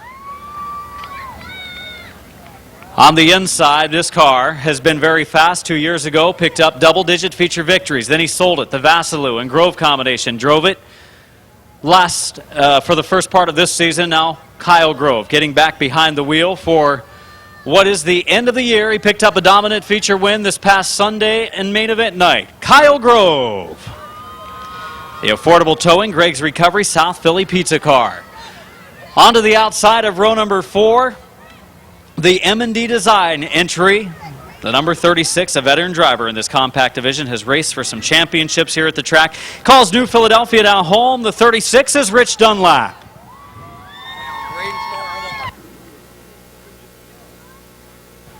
On the inside of row number 4, The Swaney Racing, shortstop drive-through, My Museum Tattoo, Trainmaster in Swartz Trucking, CJ's drive-through, number 27. Looking for his third straight championship in his racing career. He started in the stock compacts, won it. He won last year, and now he's looking to win again, and he's going to win again. From New Philadelphia in this Terry Coletti painted, number 27, Braden Swaney. Starting on the outside of row number 3. The Renneker Racing, car number 175 from Dover. Couple to be feature wins in 2013 for Justin Renneker. On the inside of our third row, the Bucky Mowing Swaney Racing, car number 57. Driver from New Philadelphia normally is Mike Swaney, driving it again tonight after a second place run last weekend. A talented compact driver, no doubt. The Turtle, Jake Albright. Moving on to our second row, picked up a feature win in the B feature, I think, Saturday night. Then on Sunday was a very fast qualifier. He's into the A feature again tonight. The Green Gas D&K Supply and Equipment, number 28 of New Philadelphia's Waylon Orr. To our first 3 starters on the inside of row number 2, got involved in a crash in practice. This 157 has been together for a long time with just about the same paint scheme. Took some of the most severe damage it's taken ever earlier in practice tonight, but is still out there racing, and he's second in points this year. The Ron Myers Heating and Cooling, Green Ridge Body Shop, AP Wren Plumbing, East High Arby's, Tom and Dana Barrett own 157 of Bob Schneider Jr.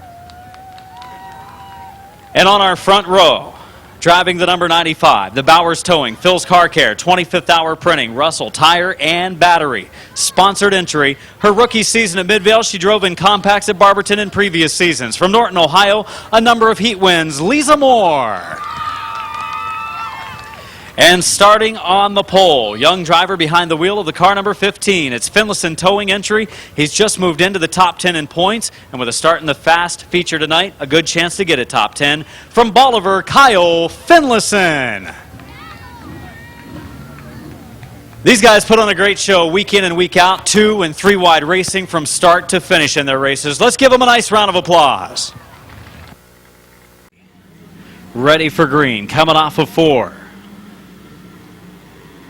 Summit Racing Economy Modifieds lined up in the pits. They get ready for a 25-lap feature. Next, green is out. Smith's Auto Sales. Freedom Auto Finance, night at the races.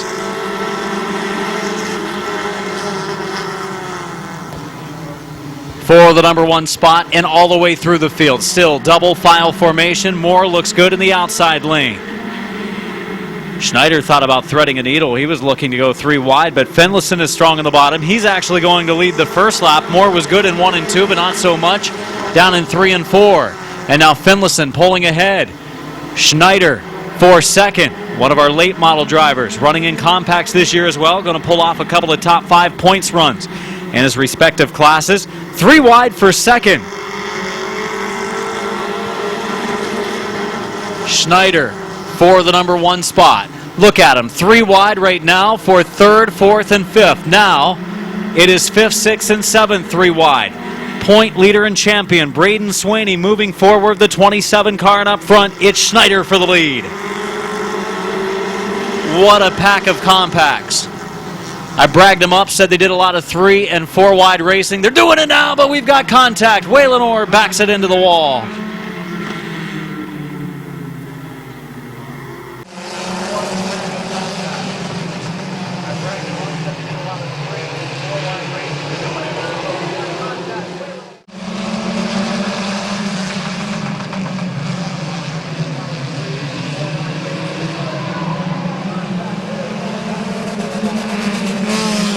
Finlayson in the 15, Schneider in the 157. To the green off of 4, Matt Helms looks him over, and the green is out.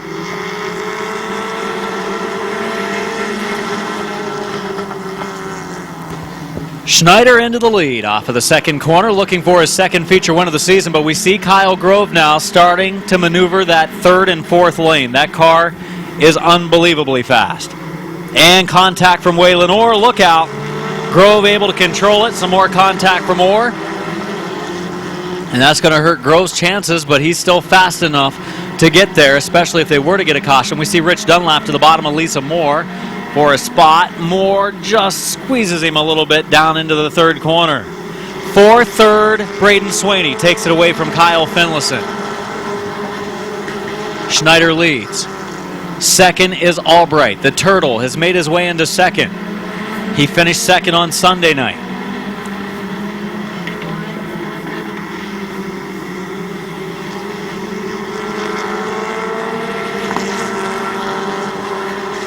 Schneider in the 157 has gone under his qualifying time. Terrible break for Schneider. Under his qualifying time. That hands the lead to the Turtle, Jake Albright. Schneider's got that car running good, in fact, too good, as the new leader becomes the 57 of the Turtle, Jake Albright.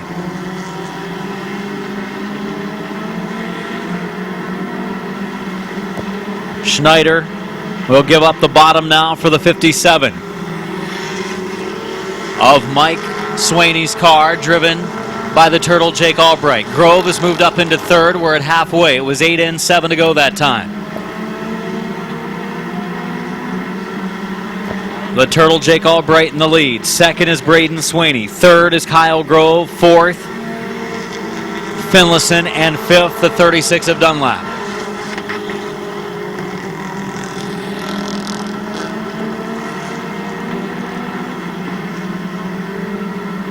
Grove will now take second away from Swaney.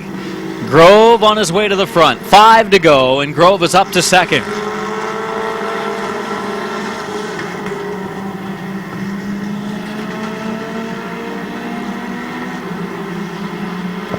Four to go this time, but Turtle is in trouble. He's protecting the bottom, closes the door on Grove. Watch out, Lisa Moore, Tim Frederick, rubbing some paint. Down the front stretch they go. And for the lead, Grove will go into the top spot. Turtle drops down in line in front of Swaney. Swaney in third, for a spot to the 36 of Dunlap, and right now running in fifth is Finlayson. Good run for Finlayson, kind of just staying out of trouble, biding his time, running a good lane. And has Salisbury and Frederick closing in. 2 to go for Grove.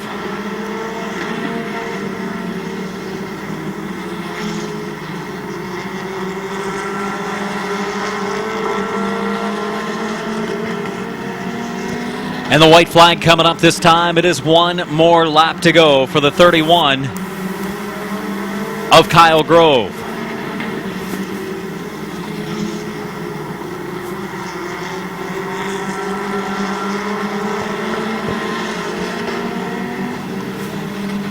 The affordable towing, Greg's Recovery, South Philly Pizza, sponsored number 31, picking up the victory, Kyle Grove.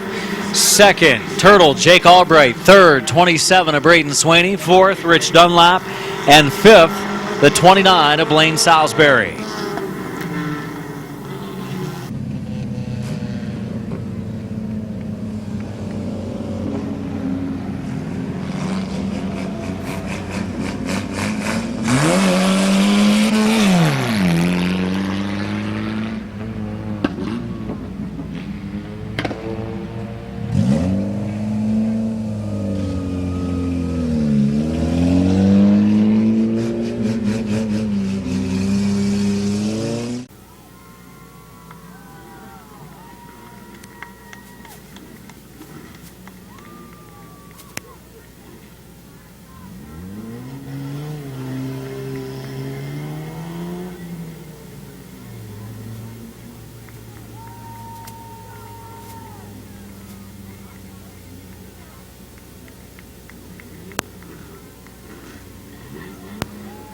Victory laps being taken by Kyle Grove, the winner of our season championship race. Championship, his 3rd-point championship in 3 years of racing. Braden Swaney.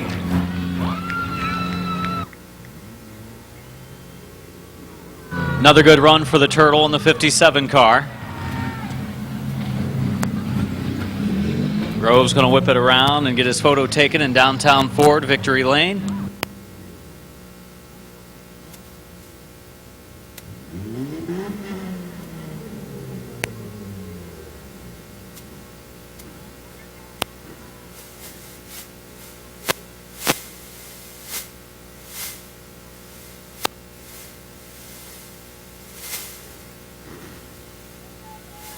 Your winner, Kyle Grove.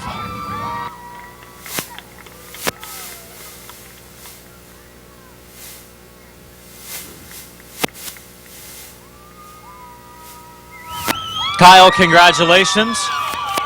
Swaney Group celebrating their championship as well. I was kind of in the place you were there a couple years ago with a dominant car, and you got this dominant car back. It's amazing how much difference this car makes compared to your other car you had earlier this season. Yeah, the other car was pretty good. I stayed up, beat these whoever cams with it, so it's pretty fast. Just a lot better on starts and restarts, this car is. You don't have to keep the momentum up. It's got momentum as soon as you punch it. Oh, yeah, I love this car. And I know you have some people you want to thank tonight. Yeah, I want to thank my dad, Danny Chrislip, Neil Rowley, John McNutt, everybody who helped me. Your winner tonight of the season championships, Kyle Grove, and now the point championship to the 27 of Braden Swaney. Chris? Okay, like Adam said, 2013 compact champion Braden Swaney. I'll tell you what, you've had a lot on your mind this week, I'm sure, but how's it feel to be a three-time champion here at Midvale? Oh, it feels great, you know. I got one big thing to say. We all know who the real winner of this race was, and that would be number 10, or, excuse me, the old number 10, the 57 now, of Jake Albright. Talk about your championship. Consistent all year long, was in victory lane quite a bit. It's got to feel good.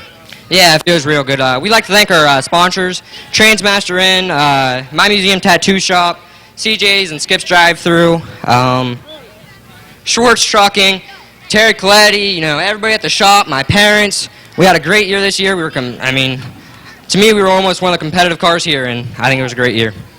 And free shrimp for everybody. Yeah. All right, congratulations, buddy. Braden Swaney, your 2013 point champion in the compact division at Midvale Speedway. Concentrate on. It's great. Why change it? Why mess with it?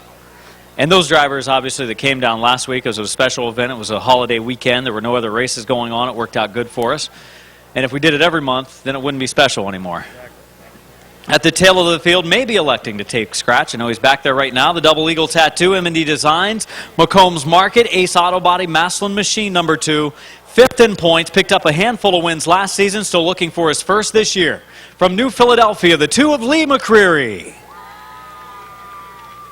Starting on the inside lane, the number 46 car making his first start in the modified.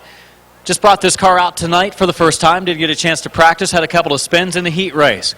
Former late model competitor, now in the modifieds, the 46 of Joe Slentz. The Peel Racing number 88 has only run a few nights this season. He's a rookie in the division. It is the Peel Racing number 88 from Bridgeport, Ohio, Chris Peel. The Tim Ice looking numbers on the side and the roof of this number 65 on the inside lane. The Ripley Racing number 65. Just brought this car out last week, still trying to work the bugs out of it from Uricksville, former sports stock competitor Will Walker. To the outside lane, the Downtown Auto, Edie's Fish House, Atlantic Foods, Canton Rugby, KK&C Endeavors number 13. Former pure stock competitor, moved up to modifieds a year or two ago from Canton, Ohio, Doug Higgins. To the inside, a front-wheel drive and figure-8 competitor. Also had this car on the dirt track a week or two ago, driving the number 16, sponsored by Black Market Creations from Uricksville, Neil Rowley. To the outside lane, had a modified for a short time last season, has been in the pure stock division. His car won the pure stock race tonight with Rick Elkins behind the wheel, driving the number 11 tonight. In the Usage Racing, graphics by Dave, H&H Napa, Joe's Auto Service, and Ida's Cafe car from Canton, it's Adam Stewart.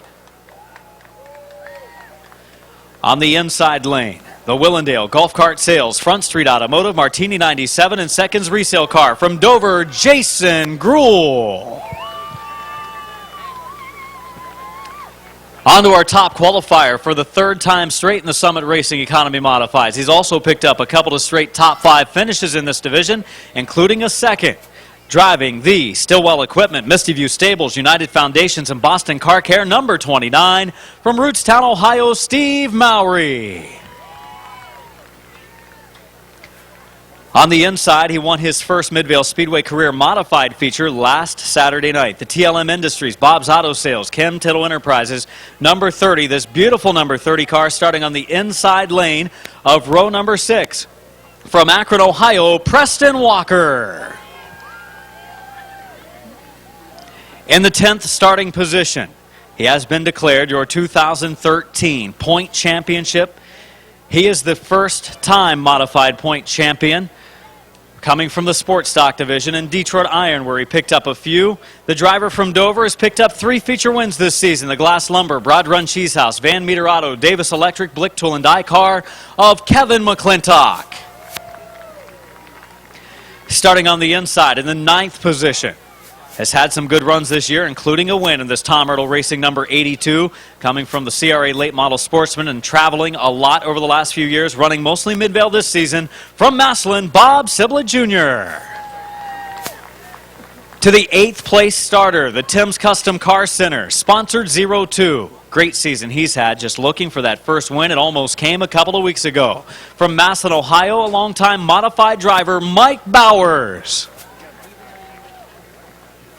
Starting on the inside of row number 4, driving his dad's 00, the CJ's drive-through, Third Base Racing, Swan Racing, Ridgeco Pallet, D&B Machine 00 car sits second in the standings. Has picked up 2 wins with Todd behind the wheel. Tonight it's Denison's Lucas Ripley.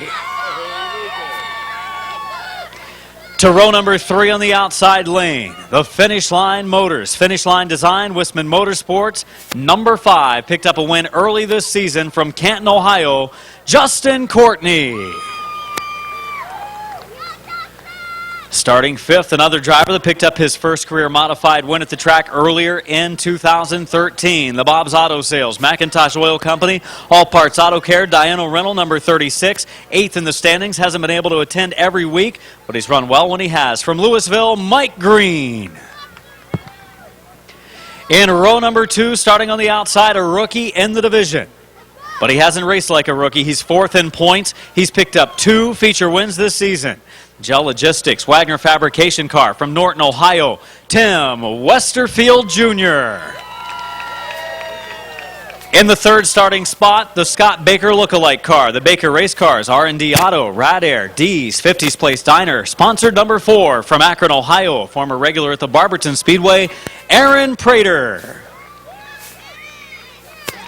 Starting 2nd, racing modifieds the last 2 or 3 seasons here at Midvale Speedway. The car has gotten faster and faster throughout those years, but it is for sale.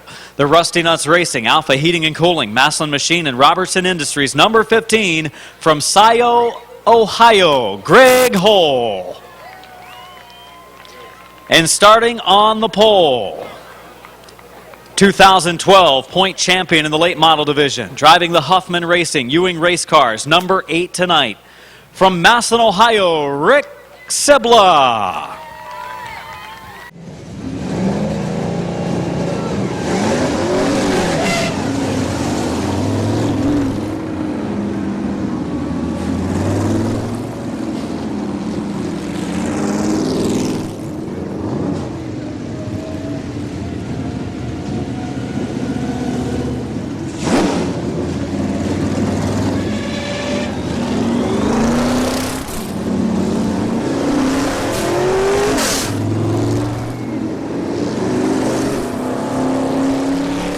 We're going to wave them off. We're going to send them off. Everybody get up and wave to your drivers of the Summit Racing Equipment Economy Midvale Speedway.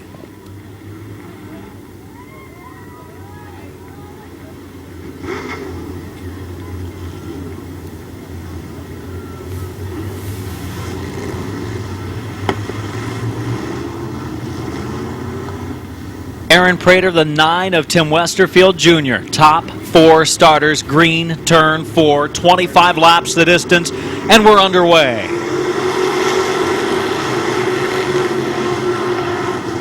Sibla on the bottom, hole on the outside, and it's going to be Rick Sibla into the lead.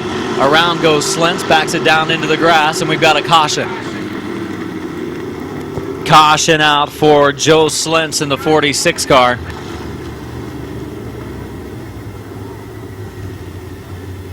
Major issue. Some of these drivers change them a couple times a year. Some go a year or two without changing them. Coming to green off of 4. Rick Sibla, the 8. Greg Hull, the 15. We are underway.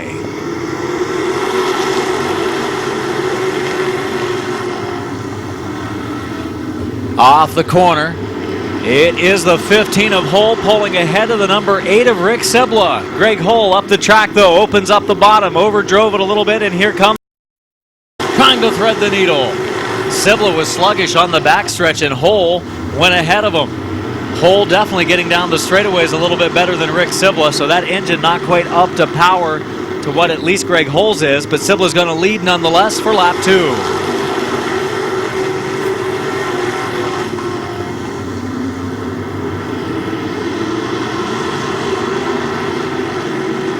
Double wide throughout the field.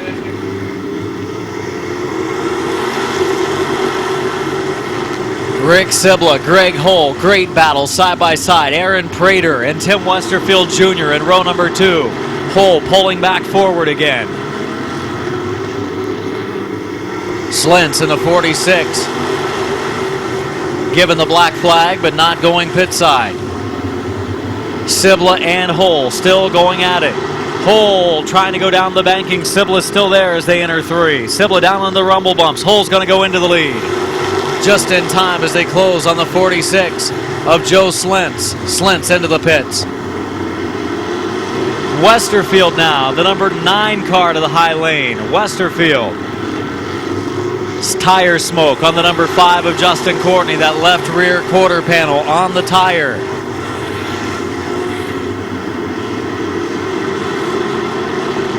Seven laps in. For the lead, Westerfield looking for his 3rd win of the season. He's trying to get around Greg Hull. Hull, look out. Courtney comes down into the lane of Lucas Ripley and spins.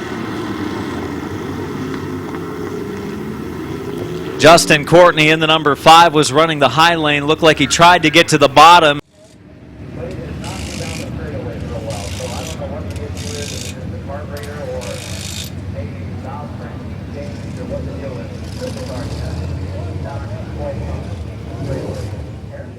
They both had to make pit stops. They're both out. They're going to try to pick up some spots, and I see they can pick up 5 or 6 up in front of them at least. 7 in, 18 to go. Green out, turn 4.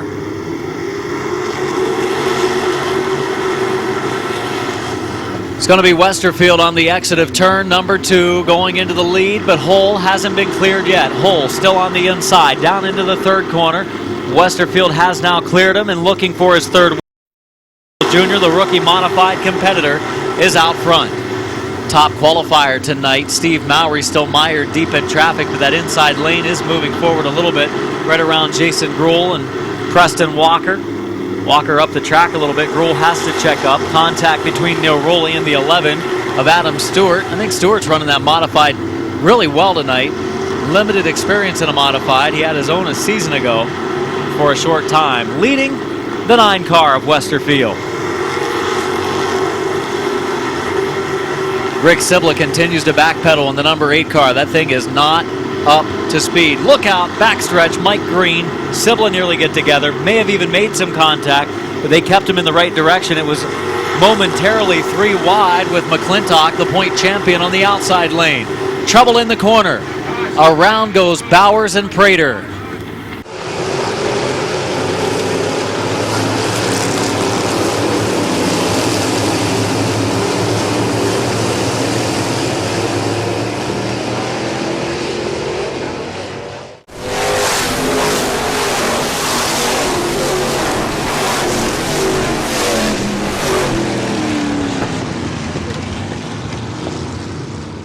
Just about 1-1 in compacts. I think he finished 2nd. He won 1 in pure stock, 1 in sports stock, 1 in modified. He's going to try 1 in late models next year. Green flag, turn 4, 11 laps in, 14 to go. Westerfield and Hull to the green. Hull very fast on the straightaway for the restart. That 2nd lane is always good on restarts, but now Westerfield pulls back up alongside of him into turn number 3. Westerfield pulls back out front. McClintock might need a place to get down. Well, Hull's going to help him out because he gets down, and now that opens up the outside lane for the point champion, Kevin McClintock. McClintock in green now a chance. It's Bowers boxed in. He's going to look for an opening on the bottom if he can find one. And we're halfway. 13 in, 12 to go. And McClintock, who is having, I think, his career season, up into the second spot. And I say that, he's won like 4 or 5 championships in Detroit Iron and Sports Stocks, but he has been extremely racy this season, heading to the front in a lot of features and qualifying very well against a strong field of modifieds. And McClintock is in that runner-up spot, trying to close in on the other green car in the field, number 9 of Tim Westerfield Jr. Double wide for the third spot. Mike Green on the outside. It is the 15 of Greg Hull on the bottom. Another driver we got to keep our eyes on, the 29 of Steve Mowry. Mowry to the outside for the 4th spot. Mowry started deep in this pack. He has been very good the last 3 nights he's run. The first couple nights he got involved in some altercations, but the last couple nights, a 2nd place, a 5th place. He has been outstanding with 3 top qualifying efforts in a row, and he's up to the number 4 position. Steve Mowry in the 29 on the move to the front. Next side-by-side battle going on between virtually a couple of team cars coming from the Massillon area. Mike Bowers in the 02 and the 82 of Tom Ertl, driven by Bob Sibla Jr. McClintock has caught the leader, Tim Westerfield Jr. Kevin McClintock right now is going to challenge Westerfield, but the thing he would like to see most, I think, is a caution. If he would get a yellow, he would be starting alongside, and he was good enough a couple weeks ago to get him in the high groove. As the lead duo pulls away, Mike Green, Steve Mowry. 5 laps to go, 5 to go for Westerfield.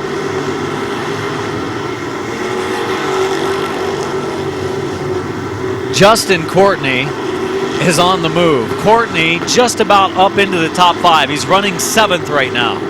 7th for Courtney, so he has rallied nicely. He's actually passed Walker. He's passed Bowers. He's left the 00 of Ripley well behind after their mishap a little while ago. 3 to go this time for Westerfield, who is pulling away from McClintock. So McClintock's car may be going away a little bit. Mike Green is closing on him. And now Courtney is up to 6th. 6th place for Courtney. He's going to be going for 5th in a moment if he can clear Sibla. Oh, look out. Backstretch, Gruhl and Ripley. Somehow they did not bring out a yellow. Unbelievable. White flag this time. 1 to go for Westerfield. Tim Westerfield Jr. in the 9. White flag is out. 1 to go.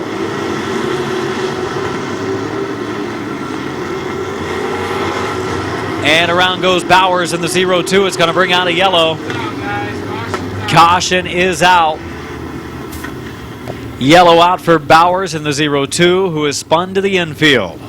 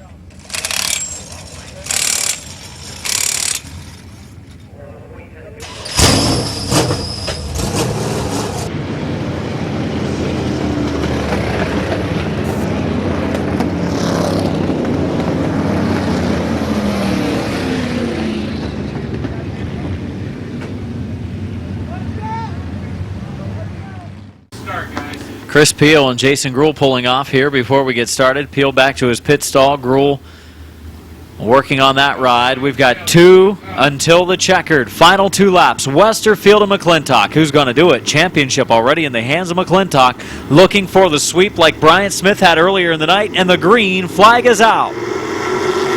McClintock a good start in the outside lane. Down into 1 and 2 we go. McClintock the edge. Now it's Westerfield the edge. Westerfield gets the advantage he needed. Some contact between 3rd and 4th. Still going at it for the lead. Mike Green sideways. He steers out of a possible spin. Outside lane maybe just slippery enough where McClintock wasn't able to get the run he needed on Westerfield. Down the backstretch, they're going to come to the checkered this time. It is out, and winning this one will be the 9, his third Westerfield, followed by McClintock, Mowry, Green, Sibla, and the 5, Justin Courtney, bringing it across the line in the 6th position.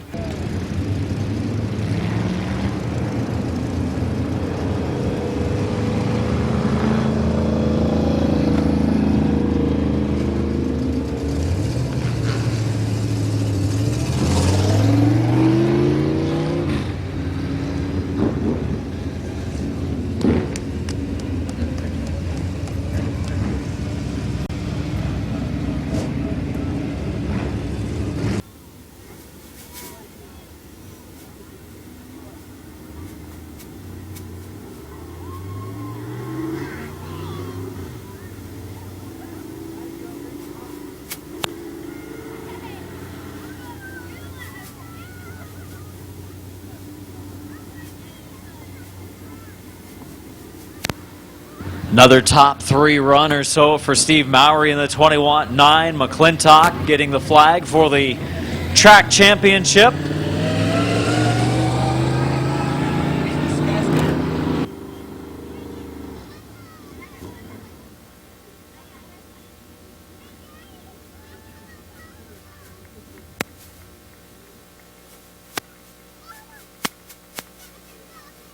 Third win of the season in his rookie campaign. The Ohio Radon Systems, Baker Race Car, Snap-on,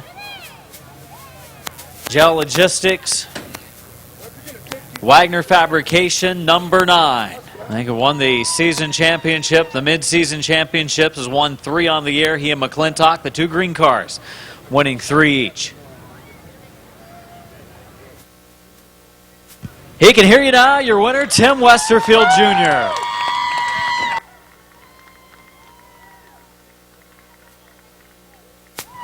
Tim, what a season it's been. We watched you when you first started in compacts several years ago. Then you went and ran some pure stocks and stuff for a couple of seasons, Barberton, Lorraine. Came back to Midvale and modified this season. You were a rookie, but it didn't look like it. 3 feature wins this year. Are you really impressed with how the season turned out? Yeah, I didn't even expect to win 2 features, let alone 3. And it's been a great year. Definitely had a lot of help, and it's went a lot better than I thought. Very good. Westerfield, you've had a lot of people work on this car this season. Tell us about what made this car fast, especially after a few weeks it got really good. Scott Baker and Aaron Prater and his family, they definitely they jumped in and helped out a lot with the setup, and it's taken a lot of time and work to get it where it's at, but it's definitely gotten good. Anybody else you want to thank? Yeah, my wife, my kids, my family, all my sponsors on the car, the fans for coming out every week, and thank God. So that's about it. Let's hear it. 3rd win of the season for Tim Westerfield Jr.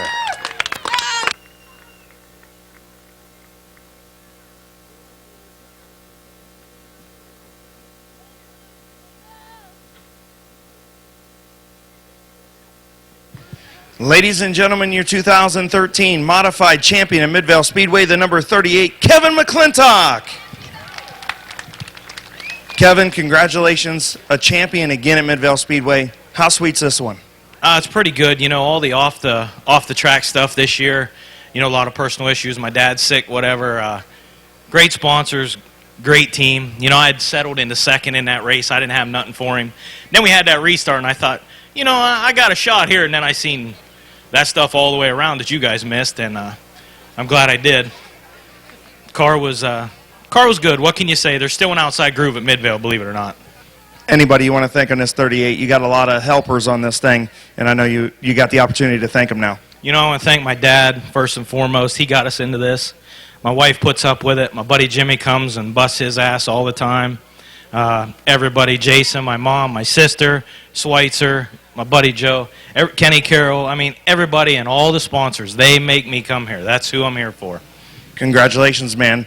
I tell you what, you had your Sports Stock Championships, your Detroit Iron Championships, now a Modified Championship. How do you look at yourself with some of the top drivers around here? I know you're a pretty mellow guy, and you don't like to look at that thing, but, man, I'll tell you what, your record speaks for itself, buddy. Yeah, well, you and old West Virginia kid over there talk about that, not me. All right, congratulations, Kevin McClintock. You're modified champion in 2013.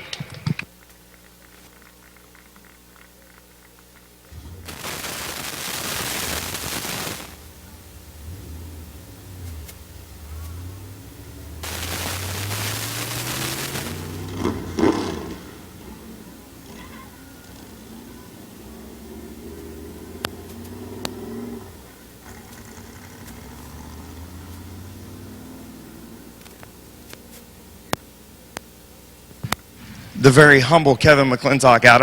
I know that Kevin loves me. I know deep down inside he's got a lot of love for me.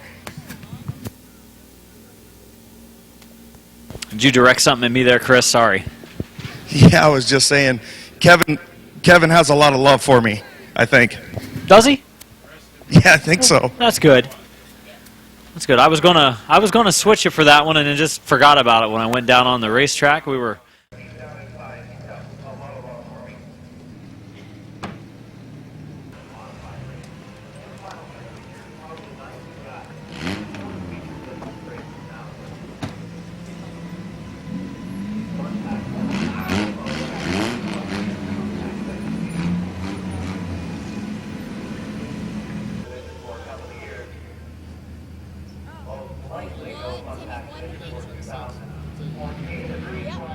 Fourth, Mike Martin in the 5 and top qualifier. That 155 truck that Kyler Bertram is most likely now behind the wheel of. Green flag is out. 5 trucks, and we were 4 wide momentarily. Martin makes the move. Decker into the lead. Here comes Bertram. Setting up to what could be a very good race. Bertram, that truck very fast, but doesn't handle quite as well as the other two.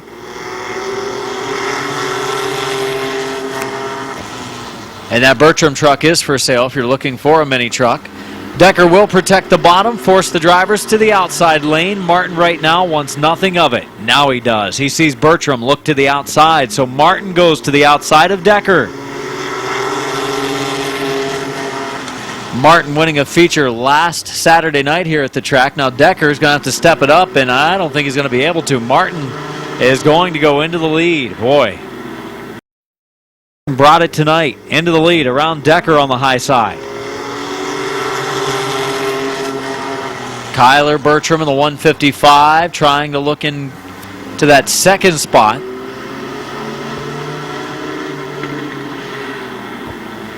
Lap number 4 complete this time. 4 in, 8 laps to go for the number 5 of Mike Martin.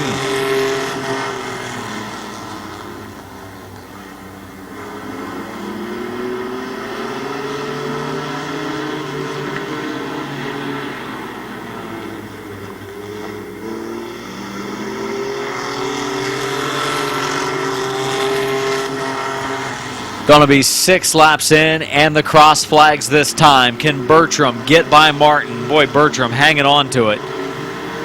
He looks like he'd be primed up and ready to go for the skid plate race, the way that truck comes off at 2.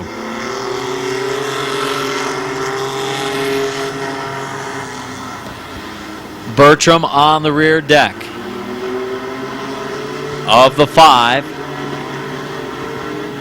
Right up against the tailgate, down in turn 4.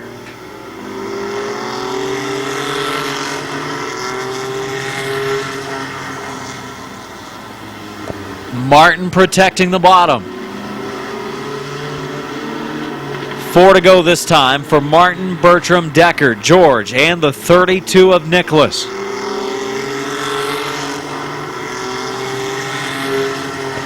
Martin using up a little more track now. And he saw Bertram get to the outside, trying to hold him off. Good race up front. Bertram back into line, makes a little bit of contact. 3 laps to go.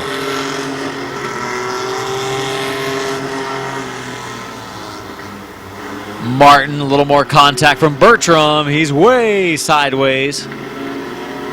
Doesn't take him long to recover, though, with all that power. Oh, look out.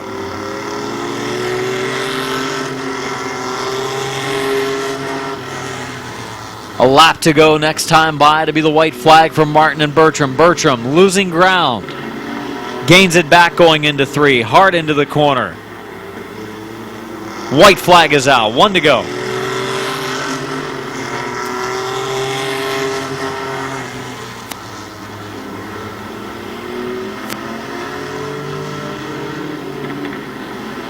Checkered flag out this time. Bertram there, some contact, and dumps the leader. And that's going to bring out the caution. Yellow flag out.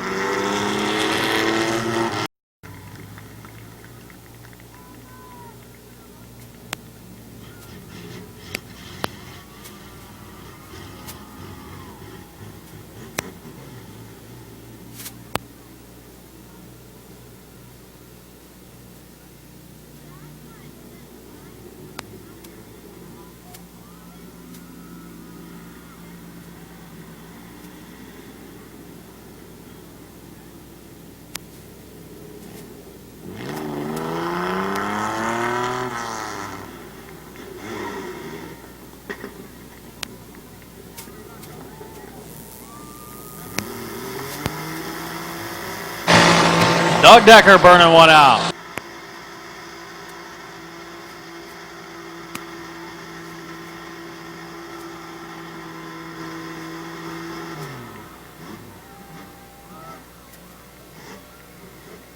That's a way to celebrate.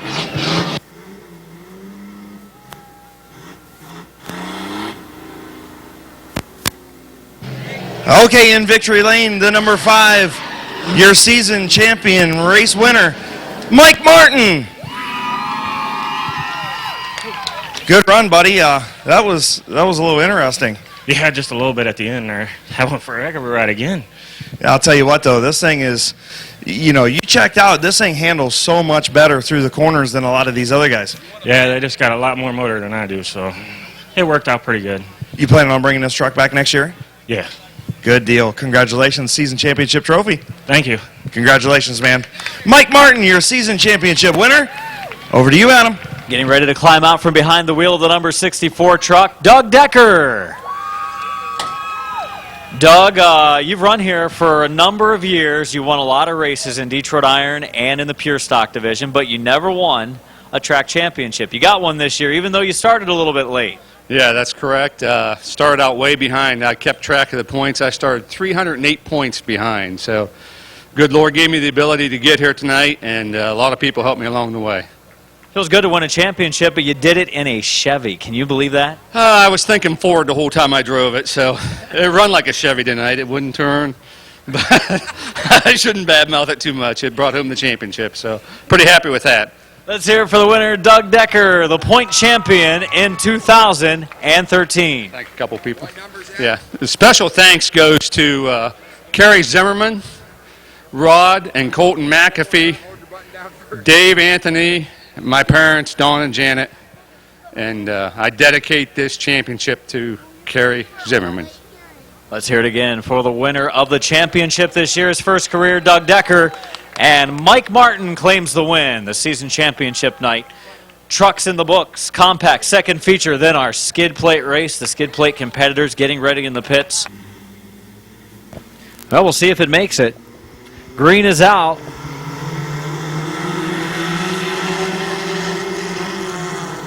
Into the first corner we go. Into the lead goes the number 19 of Clayton Oliver. 4 wide for second, Salisbury falling back.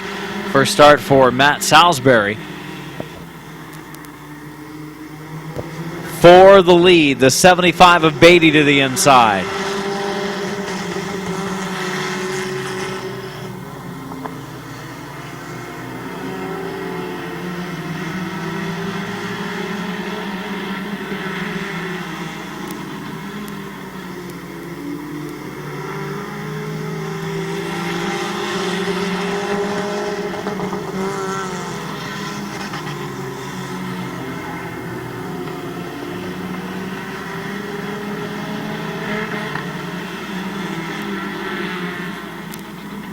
At 50 of Enon almost lost it off of turn number 2. Dale Beatty still your race leader, and here comes Eric Kopp Jr. He was your heat race winner, and he is making his bid for the front spot. Laney Stresky up into the 3rd spot. Gotta hate when you're out front running good. You look up in your mirror and you got a Kopp on your tail, and that's what he's got. Eugene Kopp Jr. pulling to the high side, down in 1 and 2.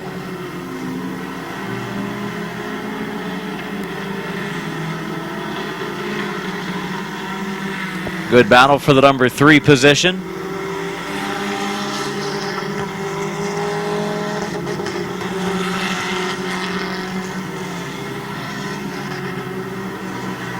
Josh Moss in the 150 going for the number 3 position with the 17 of Laney Stresky. I believe that is Bucky in there now. I believe Dan Bucky's in a 150, Adam. Yeah, it looks like Dan Bucky could be behind the wheel now. We should just call it a random driver that's driven all of Bucky's cars over the last few years, each lap. Driver X.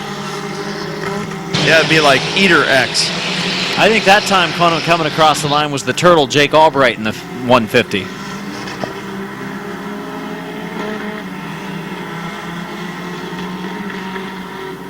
For the lead, the battle continues between Beatty and Kopp, and again, there's the 150 dropping to the bottom. This time, I think it's Wes Ennis in the car crossing the line. Next time, it's probably going to be Alan Clark. He's out there in 2 cars.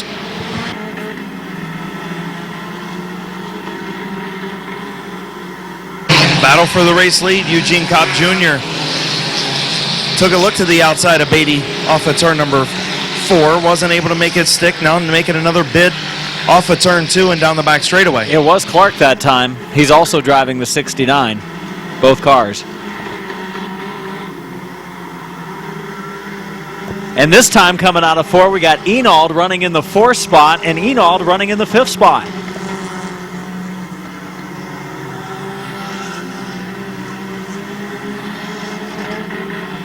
It's a scorer's nightmare. White flag is out. 1 lap to go.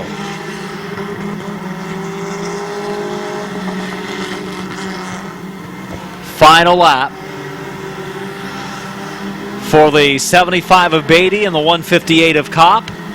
Into turn number 4, coming to the checkered flag. It is the 75 of Beatty, 2nd spot to Kopp, finishing 3rd Stresky, 150 car Roger Leinert 4th, and finishing 5th the number 19 of Clayton Oliver.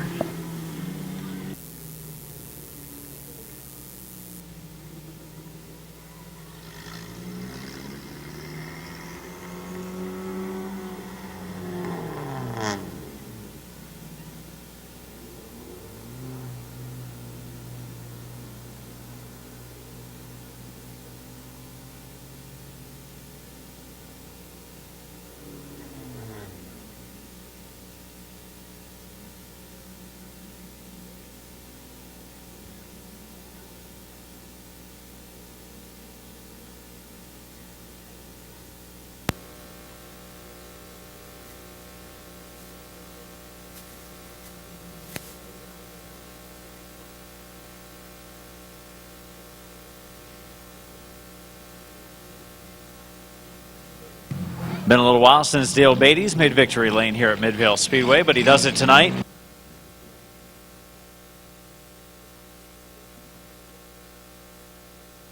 Coming up next will be our skid plate race. They're getting ready to come out on the track. They'll get their skis on, and then we'll get rolling in the skid plate cars.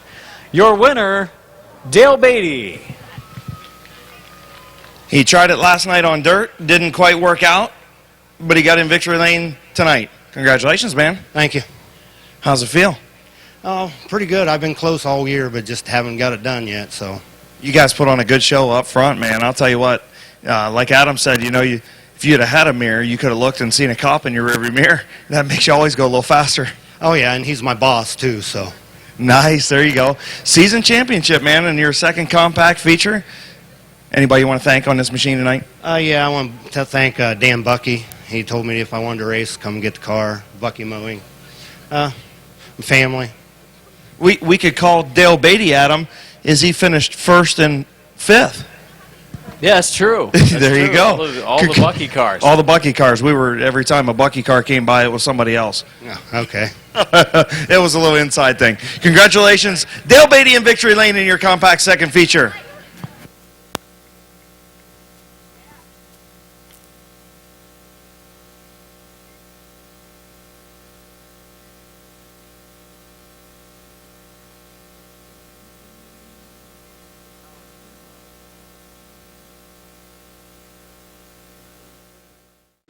Division for a couple of years.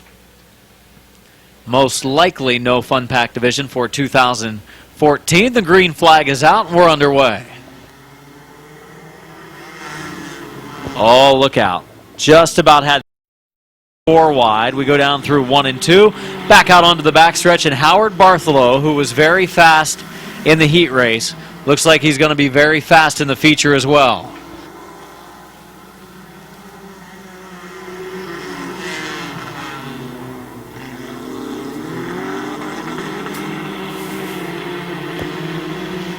.151 of Bloom leads, but here comes Colton Bryan in the 21 to the outside. He steers away. 88 of Walker and 151 of Bloom get together and bring out a caution. and Walker in the 88. As the field will come down and look for the green flag. Green's back out. It is back out, and Bartholow and Bloom and Colton Bryan first, second, and third. Bryan on the inside. Bloom came down the track a little bit. Here comes the 50 of Bucky up into the grass. Thought about 3 wide. It's going to be Bryan moving into the second spot. Colton Bryan up to second. Trying to close on Howard Bartholow. And contact between Bloom and Bryan going into the first turn after they get past the finish line. Bryan was top qualifier, but Bartholow's got his car figured out since then. Bryan very good down in turns 1 and 2 on the big track. 3 laps in. This car's actually turned very well on right-handed corners once they get them set up. Not so much on the flat, but down in the other corners really whip around. Bloom has dropped back to the 5th position.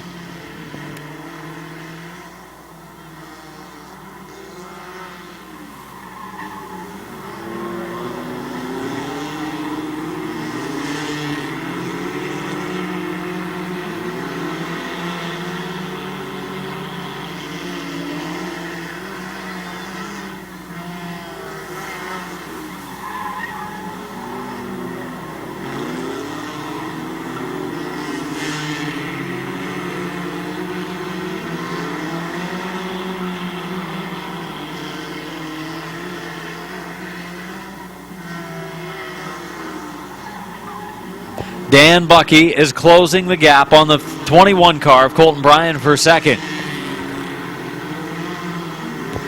And looking to the low side.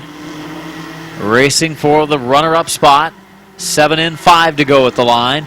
Bucky goes to the outside of Colton Bryan. First and second in points, second and third on the racetrack. Bryan slips up, gives up the bottom. Bucky gets underneath him. Down the back stretch he goes. He's got a run on him, but Bryan closes the door. A little bit of contact there. Back up the track goes Bucky, trying to set him up for a pass. Now he's side by side with him. He's hard into the corner, avoids the grass, keeps it on the asphalt for the most part, and he's going to take over the second spot, I think, eventually.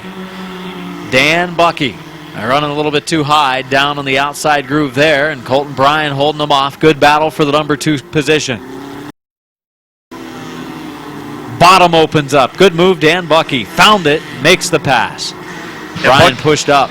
Bucky's really good through that short section and through the infield. And Colton's good on the other end. 10 laps in, final 2 laps. They're getting around this track pretty quick. 17-second laps.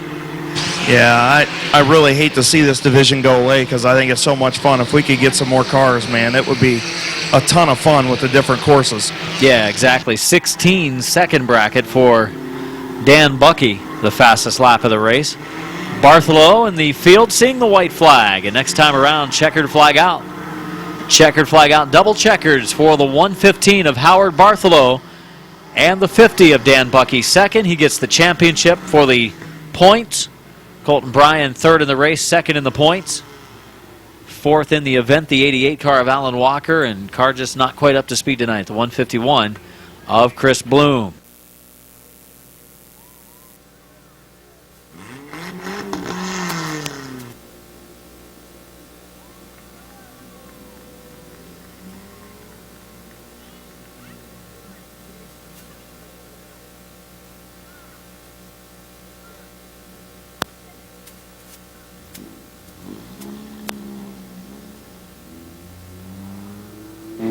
Bates Metal, mad about Maddox 115 taking the win.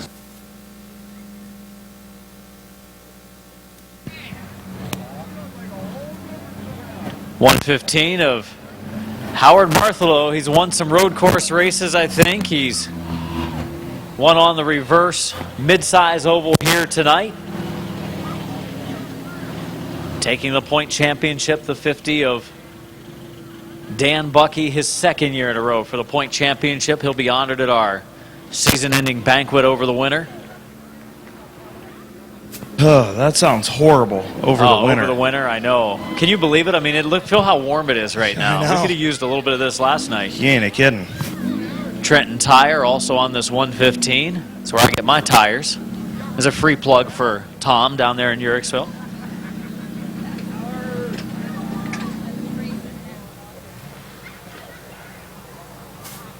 Your winner tonight in the Fun Pack division, Howard Bartholow. Climbs out of the car with his Dale Sr. hat on. Come over, nearly knocked over the trophy. Don't want to knock that one over. That's probably one of the nicer ones you've had. Yeah, it is. Well, we were talking, this has been a good season for you. You know, you've won on kind of the road course, the reverse oval type things. You like the crazy tracks. Yeah, I do. It's great running them. You should talk some of these guys into building these things so we could have kept the division for next year, because it's been good for you. Yeah, it's been real good, and I had a lot of help. And you want to tell us about it? Yeah, I had Paul Stahl and Chris Bloom, all of them helped me keep the car together and keep it up here on the track, and it all works out. Let's hear it for the winner, Howard Bartholow. And your 2013 Fun Pack champion, the number 50, Dan Bucky.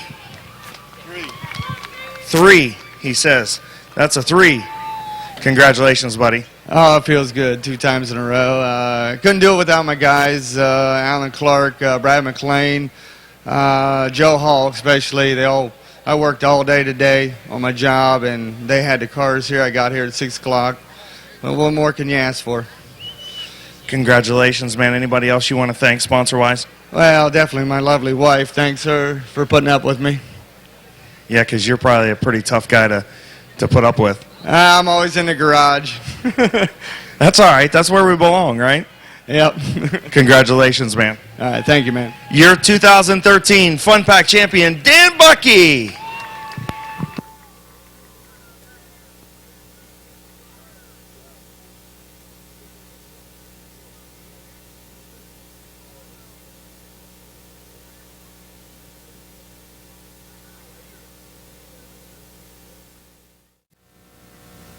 All right, he mentioned the green light. That means we're ready to go. 10 laps. Skid plate race number 2 of the season. Final race of season championship night. Brought to you by Smith's Auto Sales and Freedom Auto Finance. Watch Terry as he heads to the front of the field, checking all of the rows, making sure they are all ready to go.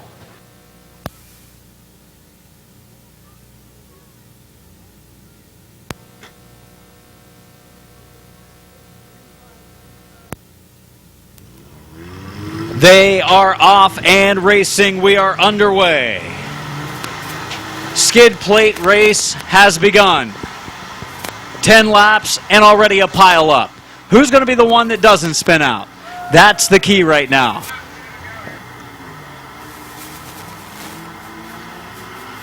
And there goes another one. We've got a battle for the lead heading down the backstretch. The 11 of Josh Irwin in the lead. Now, yeah, you know who's in the lead now, don't you? Yeah, looks like Brian Smith and Chris Cale have taken the lead. Brian Smith is one of the best skid plate racers we've got. He said this car is a piece of junk, but right now it's running pretty good. He is wearing them. Smith way up along the outside retaining wall. I saw Colton Bryan loop it around going down into 1. But your leader, middle of the backstretch, Bryant Smith, sparks a flying down into turn 3. Bubba Smith in second. They go around Lachelle McClintock, who's down a lap.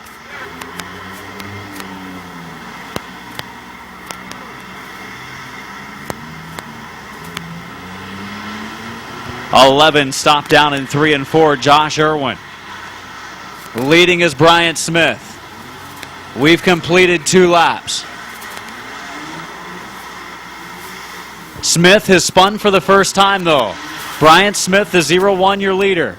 Second spot, Bubba Smith. Third was the 332 of Schupp in third? No, she was a lap down, I guess.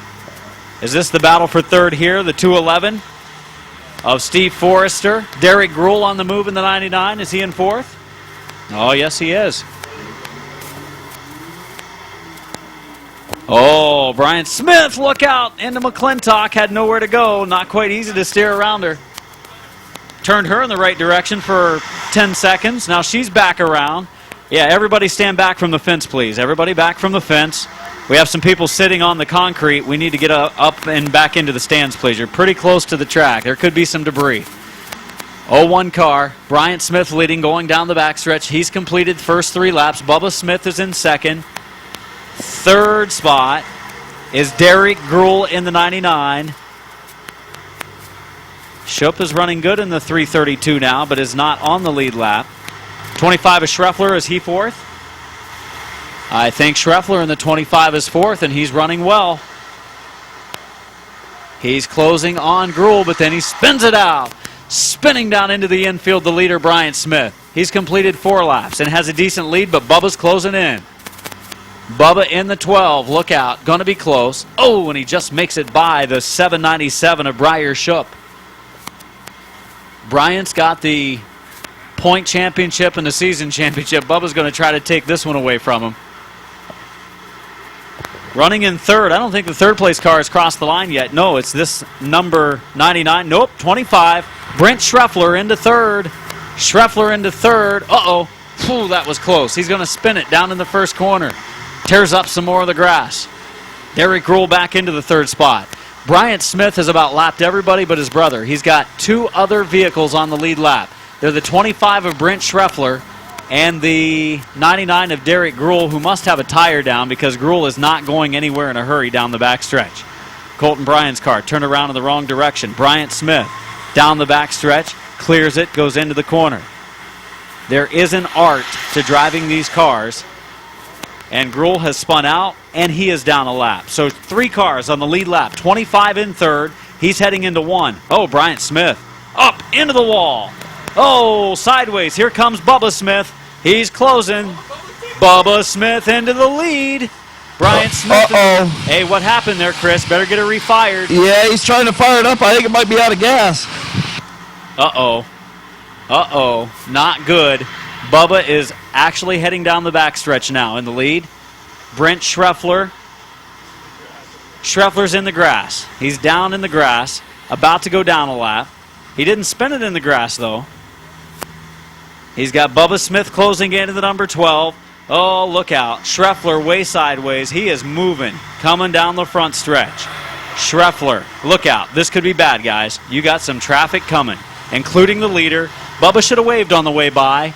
He is leading this thing. Yeah, my pilot swerved a miss. Uh-oh. Holy cow. Derek Gruhl just about took you guys out. Oh, boy. Bubba Smith leading the way down the backstretch into 3. He's completed 7 laps. He's the only driver on the lead lap. He has lapped everybody. I think Schreffler's still on the lead lap. Schreffler's still on the lead lap in second. That's it, but he spins it out again down in the corner. Smith was closing in on him earlier, and now he's closing again. Schreffler, second place for the 25. He's hoping that Bubba Smith has some issues, but right now, that ride is running good. You can probably purchase that car off of him at Finish Line Motors coming up in a day or two, right? Going to be coming in. Coming in on the white flag. 1 lap to go for Bubba Smith. He's way up in turn number 4. Oh, Derek Gruhl able to make it by. Look out. He's going to lock her down. He was going right at the 747 and said, oh, this ain't going to work. Luckily, he locked it down, didn't back into him. And Bubba Smith, the leader's gone around. 22 taking over the third spot, huh?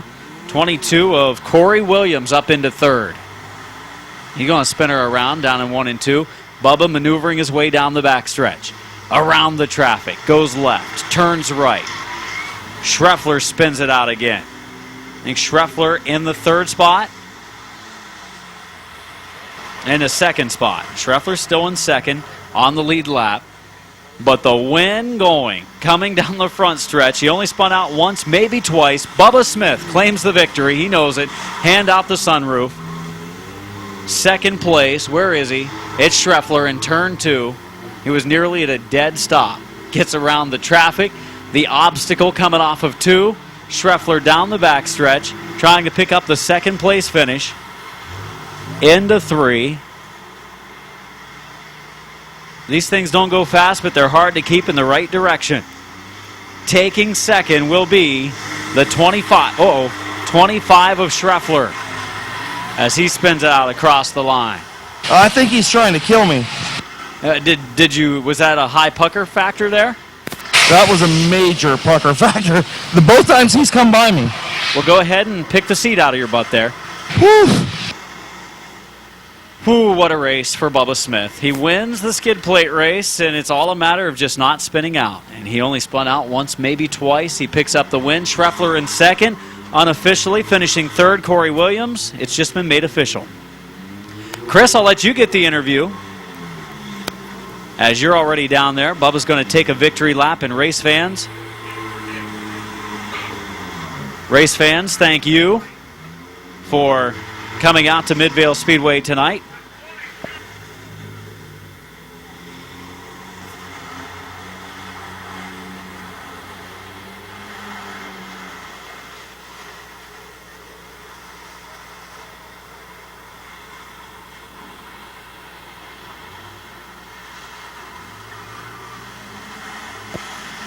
Next week, the Budweiser Fall Classic trailer race. You thought that was a little bit of carnage? Wait till the trailer race. We've already had some people contact us about getting their trailers signed up. It's coming up next Saturday night. Racing at 6 o'clock next Saturday. Chris, take it away. Pulling into victory lane, screeching, and Bryant jumps on the hood. Wow. Our car just lost power after we avoided the debris in turn number 4. The car lost power, and my driver put me in the fence. I'm telling you, if I'd have had my car, if Teddy would have prepared my car like he said he did and it actually ran, I would have killed everybody. But this car was out of gas, had no battery. I told you guys before the race started, this car was probably the biggest piece of crap out here, and I was leading with it. Yeah, we led a long way, and I will go out and say, I don't care what anybody says, but you are the best skid plate race driver. Well, I spend plenty of time sideways no matter what I'm driving, so I should know what I'm doing a little bit. I'll leave that one alone. Derek Gruhl scared the crap out of me about 9 times. Thank you, buddy. I appreciate that. All right, let's talk to the winner. Bubba Smith. Man, after we got crashed out, you were in cruise control. Yeah, I was chasing you guys down. You guys had a pretty big lead. I seen you spun out a few times. I didn't spin out till the very last lap, and I was working a little inch by inch to catch up to you guys, and then I seen you guys go in the wall there, and I knew it was my opportunity to cash in and come back around. I seen you guys still sitting there. I knew it was pretty much good to go as long as I didn't get tore up or spun out. So I picked the wrong brother, I guess. Yeah,